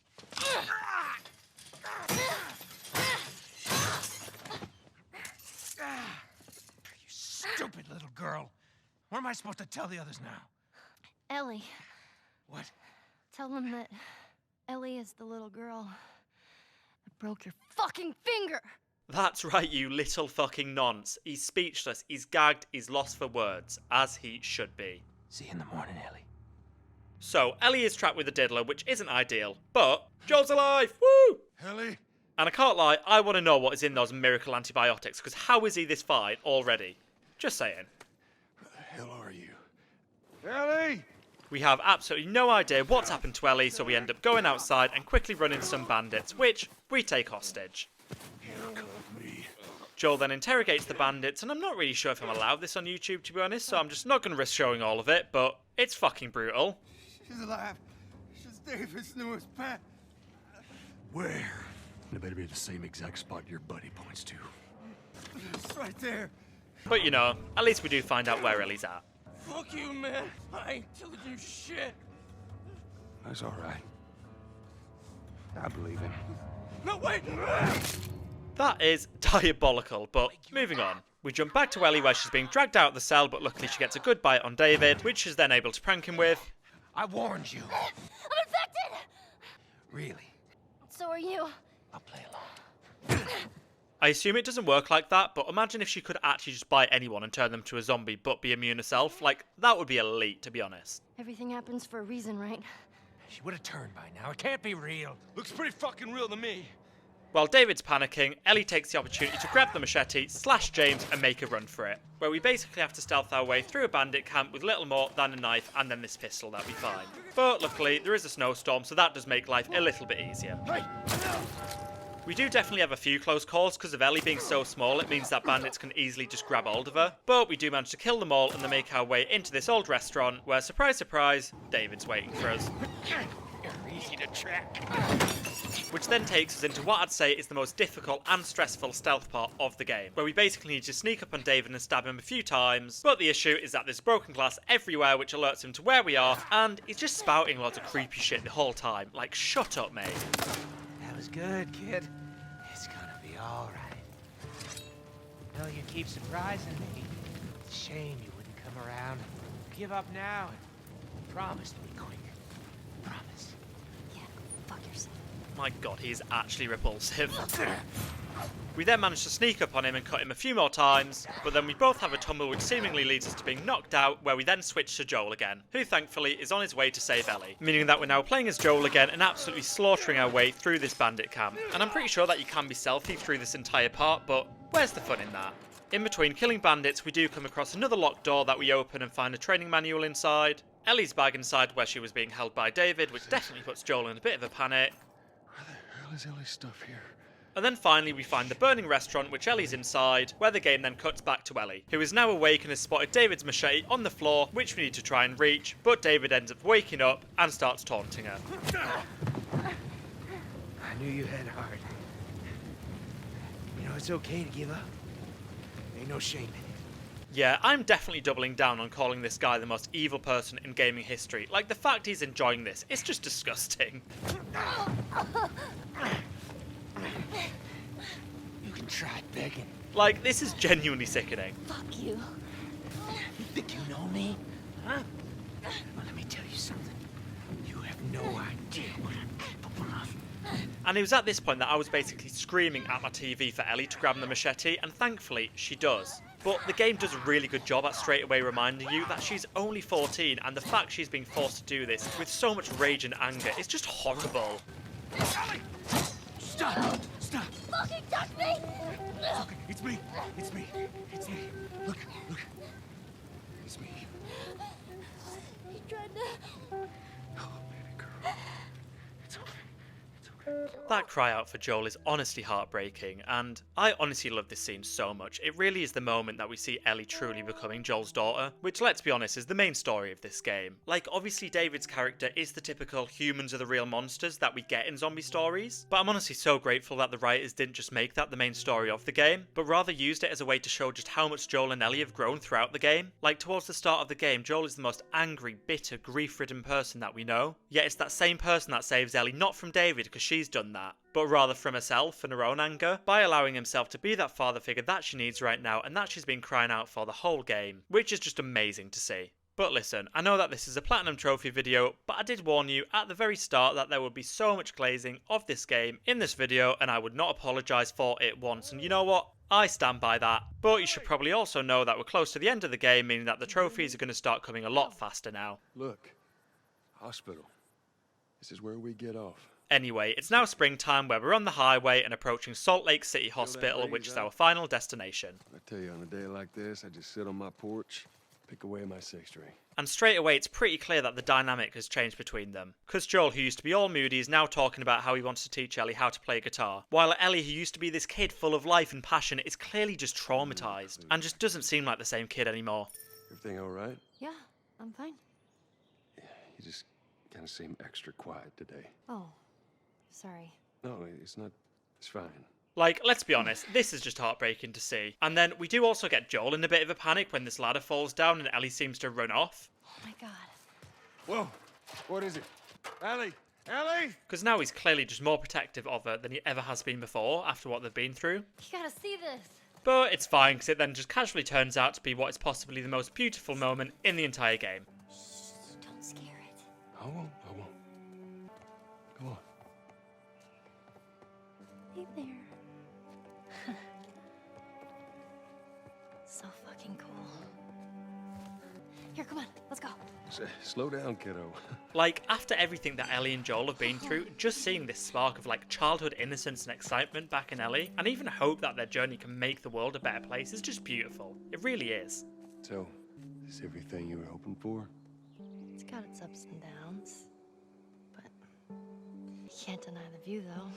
And then there's Joel, who clearly still has no hope for the world, but he is content with his life and this second chance that he's been given with Ellie, which is honestly so interesting to see. We don't have to do this. What's the other option? Go back to Tommy's. Be done with this whole damn thing. After all we've been through. It can't be for nothing. And then, to be honest, I'm just convinced the game at this point was just trying to make me cry, because finally, Joel opens up to Ellie about Sarah. Well, this place takes me back. I ended up in a triage just like this. And everywhere you looked, you just saw families torn apart. Is that after you lost Sarah? Yes, it was. I can't imagine losing someone you love like that. Losing everything that you know. I'm sorry, Joel. That's okay, Ellie. But then don't think it stops there, because then this happens, which honestly just killed me. Hey, Joel. Maria showed this to me and I stole it. I hope you don't mind. Well, no matter how hard you try, I guess you can't escape your past. Thank you. Yeah, let's just move on before I cry, should we? That okay? Cool. Anyway, back to business, because we then managed to get our first trophy in quite a while for finding the last set of tools so that we can upgrade our weapons to max level, which was then followed by finding a couple more collectibles before heading into this underground tunnel, which is of course flooded and filled with zombies, which I failed to be stealthy around. It's been a while, but we're back, boys. We love to see it. Not far into the tunnel, we do then get the trophy Something to Fight For, which is for collecting the 12th and final training manual, which is then followed by some absolute carnage, to be honest, because I just came to the realisation that before the hunt, I was massively underusing my nail bombs and molotovs, so yeah, fuck it, why not? And I'm pretty sure that this fight was supposed to be way harder than it was because of this, but who cares? We move. After taking out all those zombies, we get moving again, and of course get to do a bit more swimming just for the throwback, where we find another comic book in the weirdest place possible, not a clue why it's up here to be honest, and then finally get the trophy, prepared for the worst for finding the 11th and final workbench in the game, which is definitely a big W in our platinum trophy hunt. Come on. And since this is the final workbench, we do of course spend all the remaining weapon parts that we have, since it would be our last opportunity to do so. Now we're talking. Hey, look, there it is. Now that we're nearly out of the underground, I am then forced to complete, which is possibly the most tedious swimming and lifting of ladders challenge in the entire game. Cue the montage.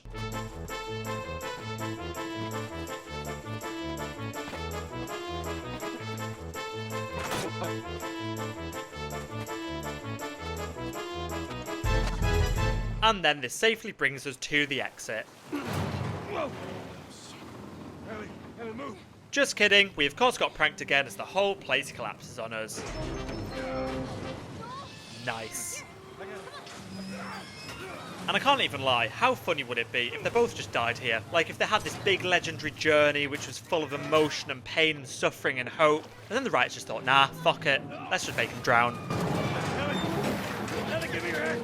Give me your hand! And you know what? She's been quite convincing right now. She does look quite dead, so yeah, that's not ideal. Joel does manage to drag Ellie out of the water, but it's really not looking good because she ain't breathing. And then while Joel's trying to give her CPR to help her, these soldiers turn up at the end of the tunnel. Hands in the air! She's not breathing. We don't know who they are, but they start telling him to get his hands up. They're not listening to him, and yeah, good night. Joel then wakes up, he's in a bed, and guess who? It's Marlene. Welcome to the Fireflies. And Ellie? She's all right. They brought her back. And at this point, Marlene is definitely in shock that we've even managed to make it. How'd you do it? She fought like hell to get here. I lost most of my crew crossing the country. And then you show up, and somehow we find you just in time to save her. Maybe it was meant to be. And if you don't know what happens in this game, and you're picking up some weird vibes right now, you're not wrong. Take me to her. You don't have to worry about her anymore. Let me see her, please. You can't. She's being prepped for surgery. The hell do you mean, surgery? The doctors tell me the cordyceps, the growth inside her, has somehow mutated. Once they remove it, they'll be able to reverse engineer a vaccine. But it grows all over the brain. It does. Oh, you bitch, Marlene. Listen, you were gonna show me where she... I get it. But whatever it is you think you're going through right now is nothing to what I have been through. I knew her since she was born. I promised your mother I would look after her. There is no other choice here. Yeah, you keep telling yourself that bullshit. Yeah, you tell that bitch, Joel. You tell her. March him out of here. He tries anything, shoot him. And listen, I'm well aware that a lot of people are on Marlene's side here, but I don't even care, because honestly, I'd 100% be acting like Joel right now to protect my daughter. Even though it is admittedly selfish both from Joel and Marlene's sides, not even letting Ellie make the choice herself. And that's what this really boils down to. Choice. Except Joel probably doesn't see it that way, which is why he of course decides to do what he does best. I say keep walking. He gets a little bit angry. Where was the operating room? Where? Top floor. And let's not mess about, we all knew this was going to happen. So, we now have to make our way through the hospital to find Ellie. But as you can see, there is a fuck ton of them and they are armed to the teeth right now. So I definitely wanted to try and be stealthy. And you know what? Not gonna lie, I absolutely fucked these guys up without them even knowing what hit them. Like seriously, no more Jason Bourne chat either, because he's just second class. He's B-Tech, he's second tier. We're not having any of it because we had now transcended to officially become the GOAT. For about 5 minutes, because then it became absolute hell in here. But did we really expect anything else? I know I didn't, and you didn't. Let's be honest. So, at this point, I'm basically camped in this room and absolutely defending it for my life. Because they just didn't stop coming at me. But unfortunately for this guy, he clearly didn't realise that I was in a Call of Duty sniping clan when I was 11 years old. So get quickscope, mate. Yeah, it was a decade ago, just to emphasise. Bit embarrassing, let's move on. We get on the move through the hospital, which by the way is creepy as fuck, and quickly run into some more Fireflies, which once again nearly gets me killed, because their assault rifles are just mental to be honest. But luckily we overcame that, and I once again remembered Molotovs exist. And I can assure you, this is not the last time I'll be using these. We then manage to find a staircase so that we can get upstairs to where Ellie's at, but where we first come across some collectible voice recordings, which indeed confirm that Ellie is the cure to mankind. Nice. Marlene was right. The girl's infection is like nothing I've ever seen. After years of wandering in circles, we're about to come home, make a difference, and bring the human race back into control of its own destiny. The hundreds of men and women who've bled for this cause will not be in vain. Yeah, not sure about that one, Chief. Nor the subsequent voice note, which is basically just Marlene feeling sorry for herself. It's 5:30 p.m. on April 28th. Apparently there's no way to extricate the parasite without eliminating the host. Fancy way of saying we gotta kill the fucking kid. I'm exhausted, and I just want this to end. Yeah, pretty pathetic if you ask me, but moving on. We do then manage to find the final door in the game that needs shivving open, which gets us the trophy Master of Unlocking, and where we also find a Firefly pendant and a collectible notebook, which then leads us on to our final fight before getting to the operating room. And as promised, I might as well use my explosives and Molotovs while I've got them. Unlike in the underground, I can guarantee that this is supposed to be really difficult to get through. But nah, fuck it. All I'm doing is burning a couple dozen guys to death which are trying to save humanity. So I'm obviously the good guy here. Okay? Sorted. Now that those guys are dead, we get moving again where we finally make it to the operating room, where I of course take proportionate measures to save Ellie's life. What are you doing in here? I won't let you take her. This is our future. Think of all the lives we'll save.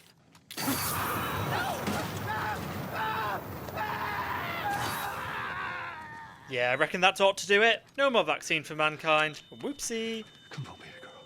I got you. I got you. Now, in all seriousness, I genuinely don't know how I feel about this. Because everything that Joel has done is just paternal instinct, which is just 100% understandable. And then Marlene, who's known Ellie her whole life and promised Ellie's mother to protect her, has just put her on a table to sacrifice, without even a say in it. I'll get you out of here, girl.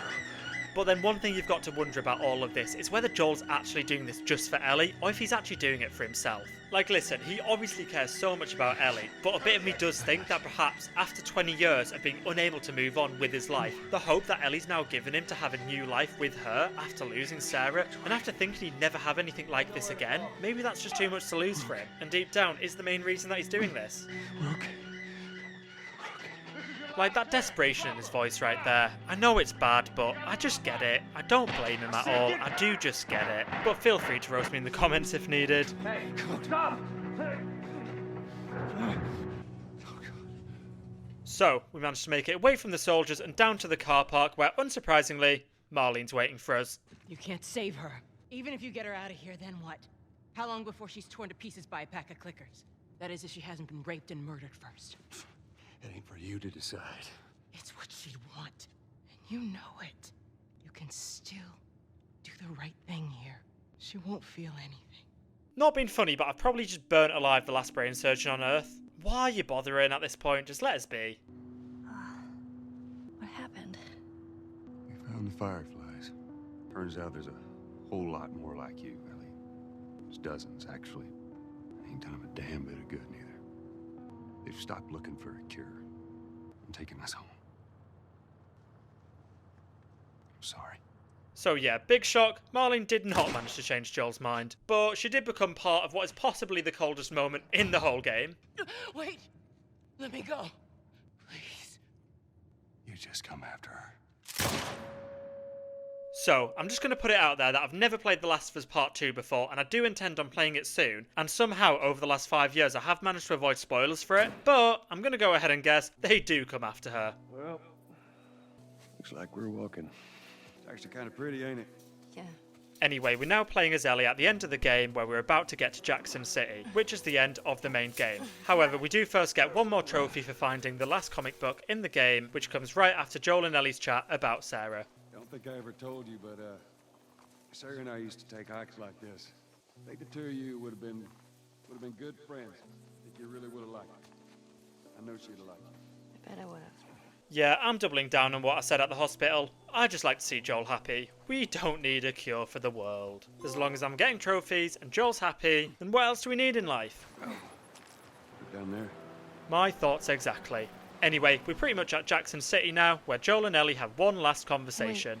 Wait, back in Boston, back when I was bitten, my best friend was there, and she got bit too. We didn't know what to do, so she says, let's just wait it out. I'm still waiting for my turn. Ellie. Her name was Riley, and she was the first to die. And then it was Tess, and then Sam. None of that is on you. I struggled for a long time with surviving. And you, no matter what, you keep finding something to fight for right now. Swear to me. Swear to me that everything that you said about the Fireflies is true. I swear.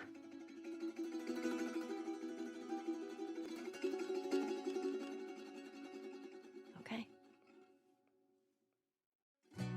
And there we go, the gold trophy no matter what for completing the main story of The Last of Us, and what a time it was. Genuinely stand by what I said at the start of this video, that it is one of the greatest gaming experiences of all time. However, we've not quite got the platinum trophy yet because we first need to do a cleanup of the last few collectibles that we missed, and then speedrun the Left Behind DLC. Just gonna put it out there, this video was supposed to be half an hour long. Nice. Anyway, onto the cleanup, we need to go on the chapter select menu and just pick whichever one we want. And not gonna lie, it was tedious since we had to play through the whole chapter until we got the collectibles that we needed. And not gonna lie, it was pretty quickly apparent that it was the Firefly pendants and the optional conversations that I missed most. God damn it, they got Warren. And honestly, no fucking wonder when half of the Firefly pendants were just in trees for some reason, which, how was I expected to find them? Like, seriously, how? And for all of the other collectibles, it was mainly in the early game that I missed them, since at that point I was still trying to figure out what I was looking for, meaning that pretty much 80% of the cleanup is pre-Pittsburgh, but it honestly didn't turn out taking too much time to complete the cleanup, so we did get there in the end.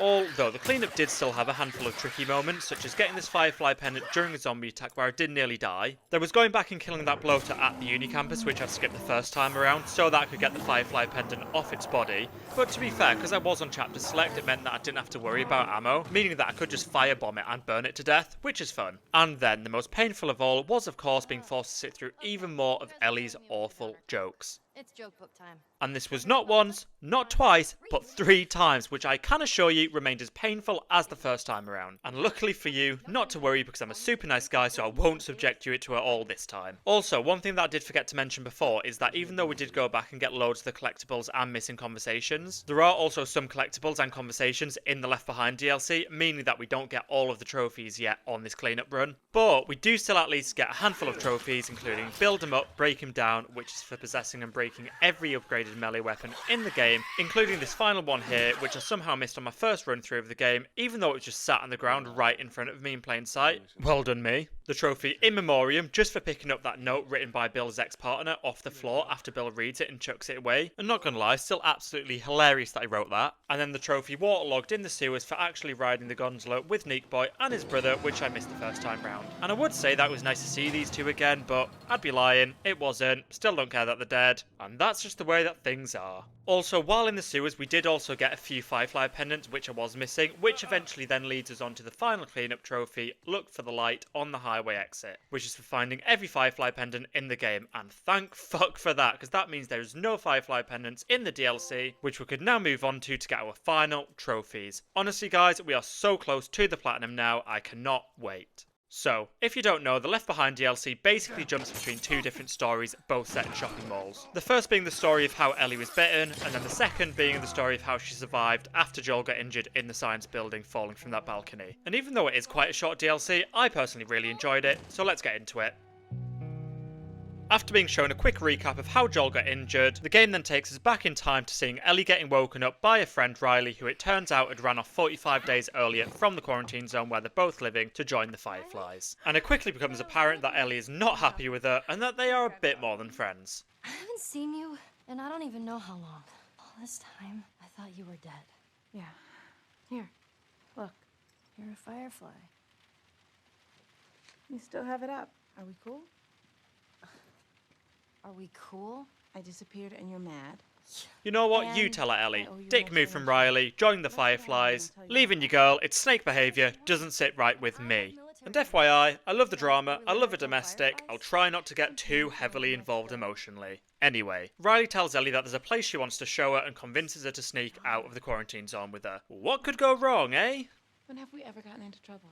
Anyway, the game then jumps to Ellie after Joel's been injured. We'll just call this main game Ellie because it does jump to and from quite a bit. And Ellie's definitely in a bit of a panic. They're in a shopping mall hiding and she's trying to find something to stitch Joel up with, but it's just failing. Jesus. Okay. I should buy us some time. Find something to stitch you up, okay? Callus, keep an eye on him. I'll be back in a flash. Promise. So she leaves Joel hidden, locks the door, and then goes out exploring to try and find something. Alright, now where the fuck do I go? Shortly after we start exploring, we do end up coming across this pharmacy, which we explore, hoping that it has some kind of medical supplies in there. Weston's Pharmacy. That sounds promising. And we do end up seeing a first aid kit through an office window, but unsurprisingly, the door's locked. Oh, come on. First aid kit. How the fuck do I get inside?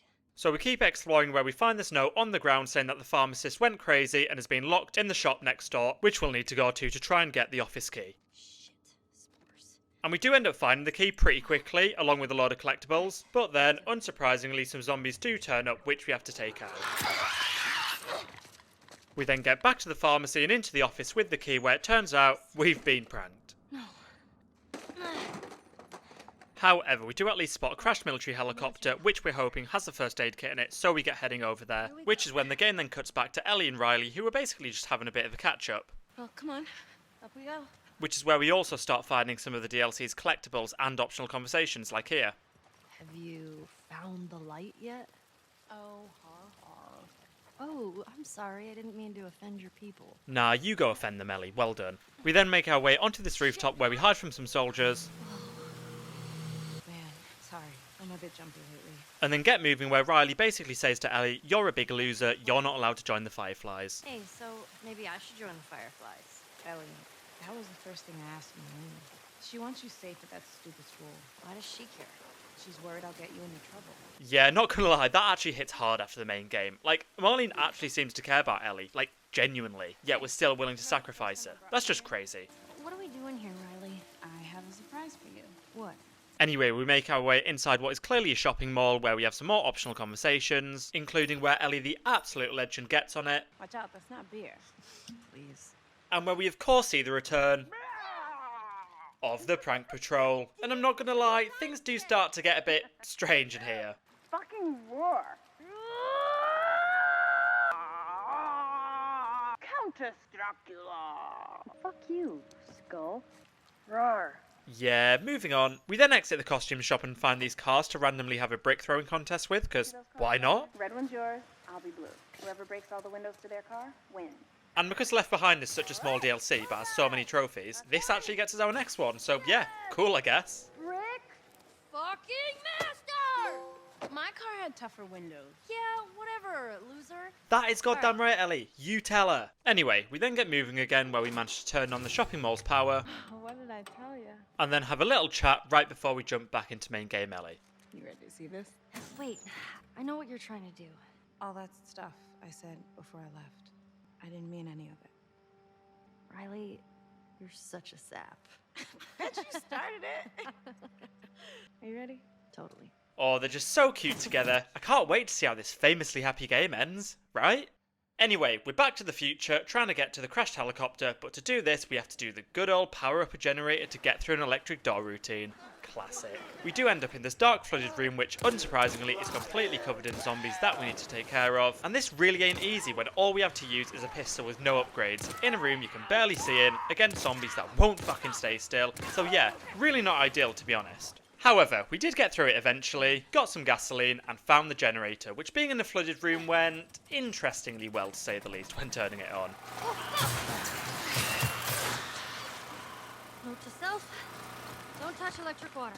Because of the water, we then had to do a bit of hardcore parkour to get out of the room without being fried, which went as expected, let's be honest.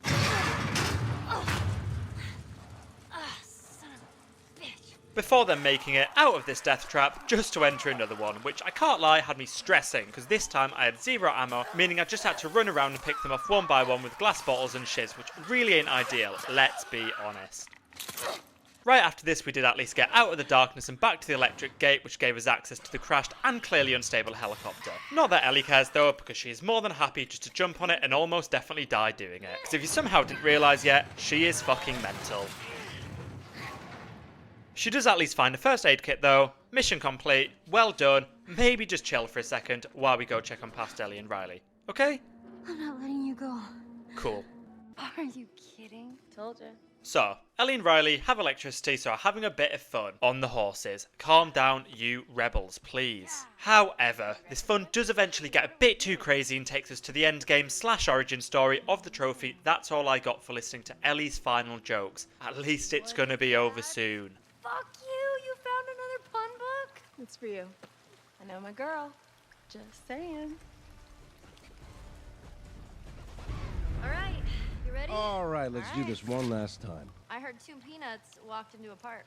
Yeah, don't worry guys, I'm not a dick. I will once again save you from the pain of listening to all of this. However, I swear to God, if the joke book is in The Last of Us Part 2, then I will actually end myself. Like, that gold trophy was literally more painful than killing all of the Pantheons in Hollow Knight. No joke whatsoever. But, moving on, we then managed to find and break a photo booth, which counts as our final optional conversation for the trophy Getting to Know You, which we do get, but not until after some excruciating awkwardness.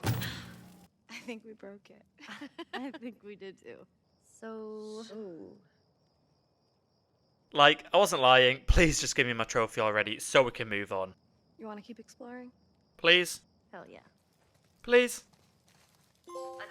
Thank you.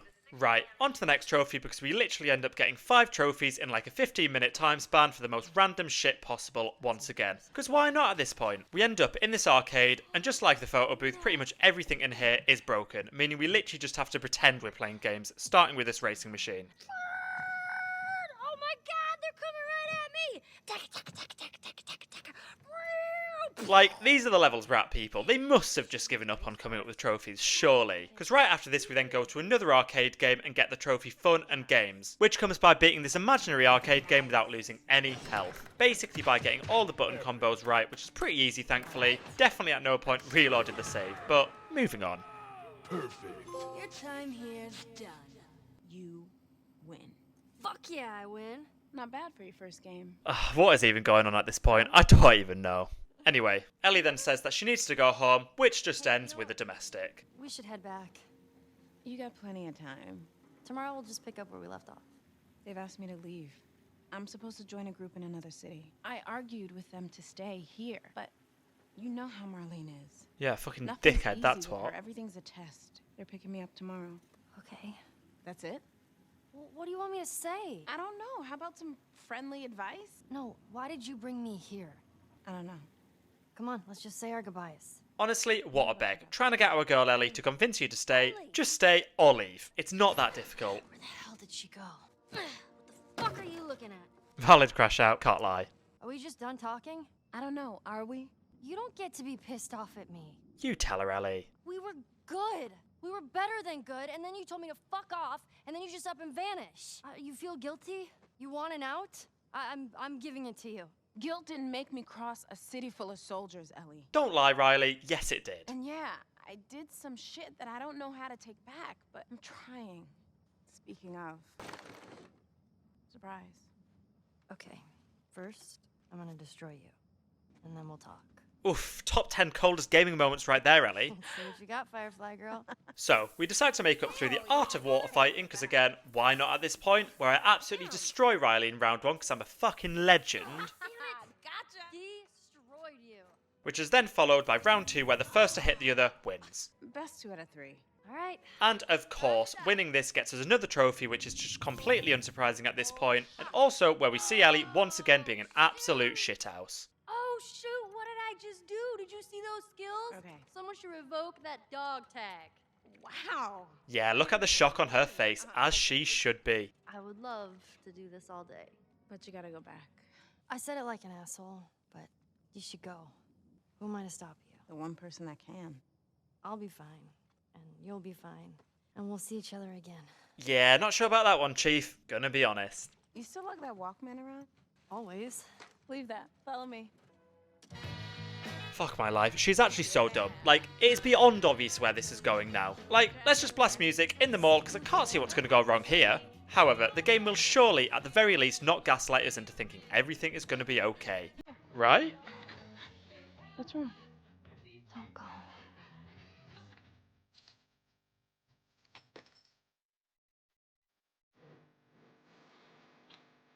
Or not. I actually just can't be asked. What is the point?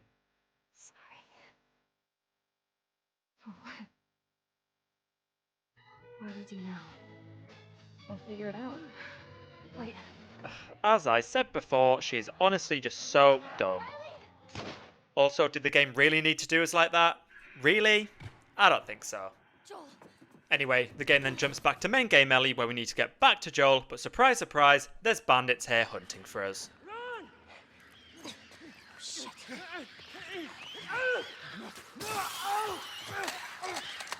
Now, why is that actually so funny? Like, there was just no need for the boar to ragdoll to us that much. Come on. What the hell are we doing here? Who gives a fuck about that old man and a little girl? Literally, lad, this is what I'm saying. I don't suppose you could just go take that feedback to David, could you? No? Okay, fine. In that case, I guess Ellie can just go ahead and kill you all like the absolute weapon that she is. Fully grown men, by the way. What a sad little life. Anyway, we head into this event where we finally acquire the game's last collectible, which gets us the trophy Chronicles, which pops up right after listening to this riveting recording. I'm gonna die in an air duct. I think I'll just rest. Yeah, sound mate, really interesting stuff right there. Love it. We then make it out of the vent and onto this catwalk here, where we find more bandits as well as zombies, meaning that we can get our final in-game trophy, live bait, for luring some zombies into the bandits. And weirdly enough, the zombies and bandits were just chasing each other around in circles for ages, so I did just keep throwing bricks at them in hopes that something would happen. And eventually, it did. We got the trophy, meaning that all we need to do now for the platinum is complete the game. We are so close right now. We get moving again, where we employ the same tactic once again to bait the zombies into the bandits. And this of course fails magnificently, which is just lovely seeing how reliably bad I still am after having nearly finished the entire game. Nice. There. That's it. They're gonna get him. I gotta do something. Fast. And we then reach the final battle of the game, where I basically just need to go on a murder spree to take out all of the bandits surrounding where we locked up Joel. And I'm gonna be real, I just remembered once again that Ellie is 14. 14. So it's sort of just terrifying thinking about what Ellie's kill count is probably at right now. Like, it's likely world record breaking at this point, let's be honest. I don't know if that makes Joel a good dad in the apocalypse, a bad dad. I don't know, but she's a weapon, and it's at this point that she literally becomes John Wick. Like, seriously, full on John Wick. Just watch. Go finish her! Fuck you! That little shit's gonna pay!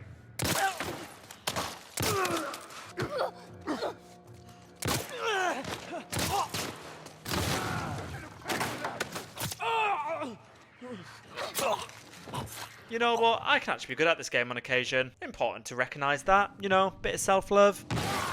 Anyway. If anyone's alive, don't even think about surprising me. You'll end up like your friends, you hear me? Yeah, so Ellie's definitely a stone cold killer at 14.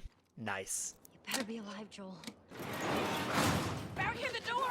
Anyway, now that we've got to Joel safe and sound, the game then takes us back to Ellie and Riley for the final time. And things are not looking too great right now, I'm gonna be honest. We're basically just running for our lives, trying to find a way out of them all, and it is stressful. It really is. Alright, follow me! We managed to follow Riley up here to an open window, which is where we of course fall at the last hurdle. And where we meet the dickhead zombie responsible for this entire fucking game.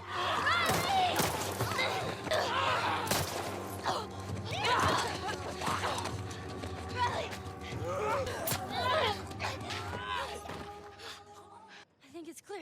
Don't think it really matters, Ellie. Gonna be honest. Ellie, your arm. No.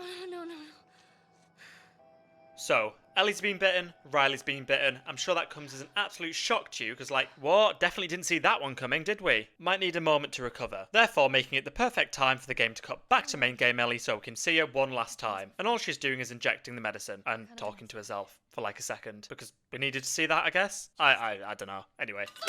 The game goes back to Ellie and Riley for one last time, where Ellie is very upset because she thinks she's going to die, which is understandable, obviously, and where meanwhile Riley seems quite done with life, which is convenient at least. Like, all of this is literally your fault, and you're going to be dead soon, so swings and roundabouts. What are we gonna do? The way I see it, we got two options. You take the easy way out. Personally, I reckon not blasting music out was option one, but I'll stay quiet. I'm not a fan of option one. Two, we fight. Fight for what? We're gonna turn into one of those things. There are a million ways we should have died before today. And a million ways we can die before tomorrow. Yeah, you're probably not wrong, Riley. You are a massive liability. Whether it's 2 minutes or 2 days, we don't give that up. I don't want to give that up. My vote? Let's just wait it out. You know, we can be all poetic and just lose our minds together.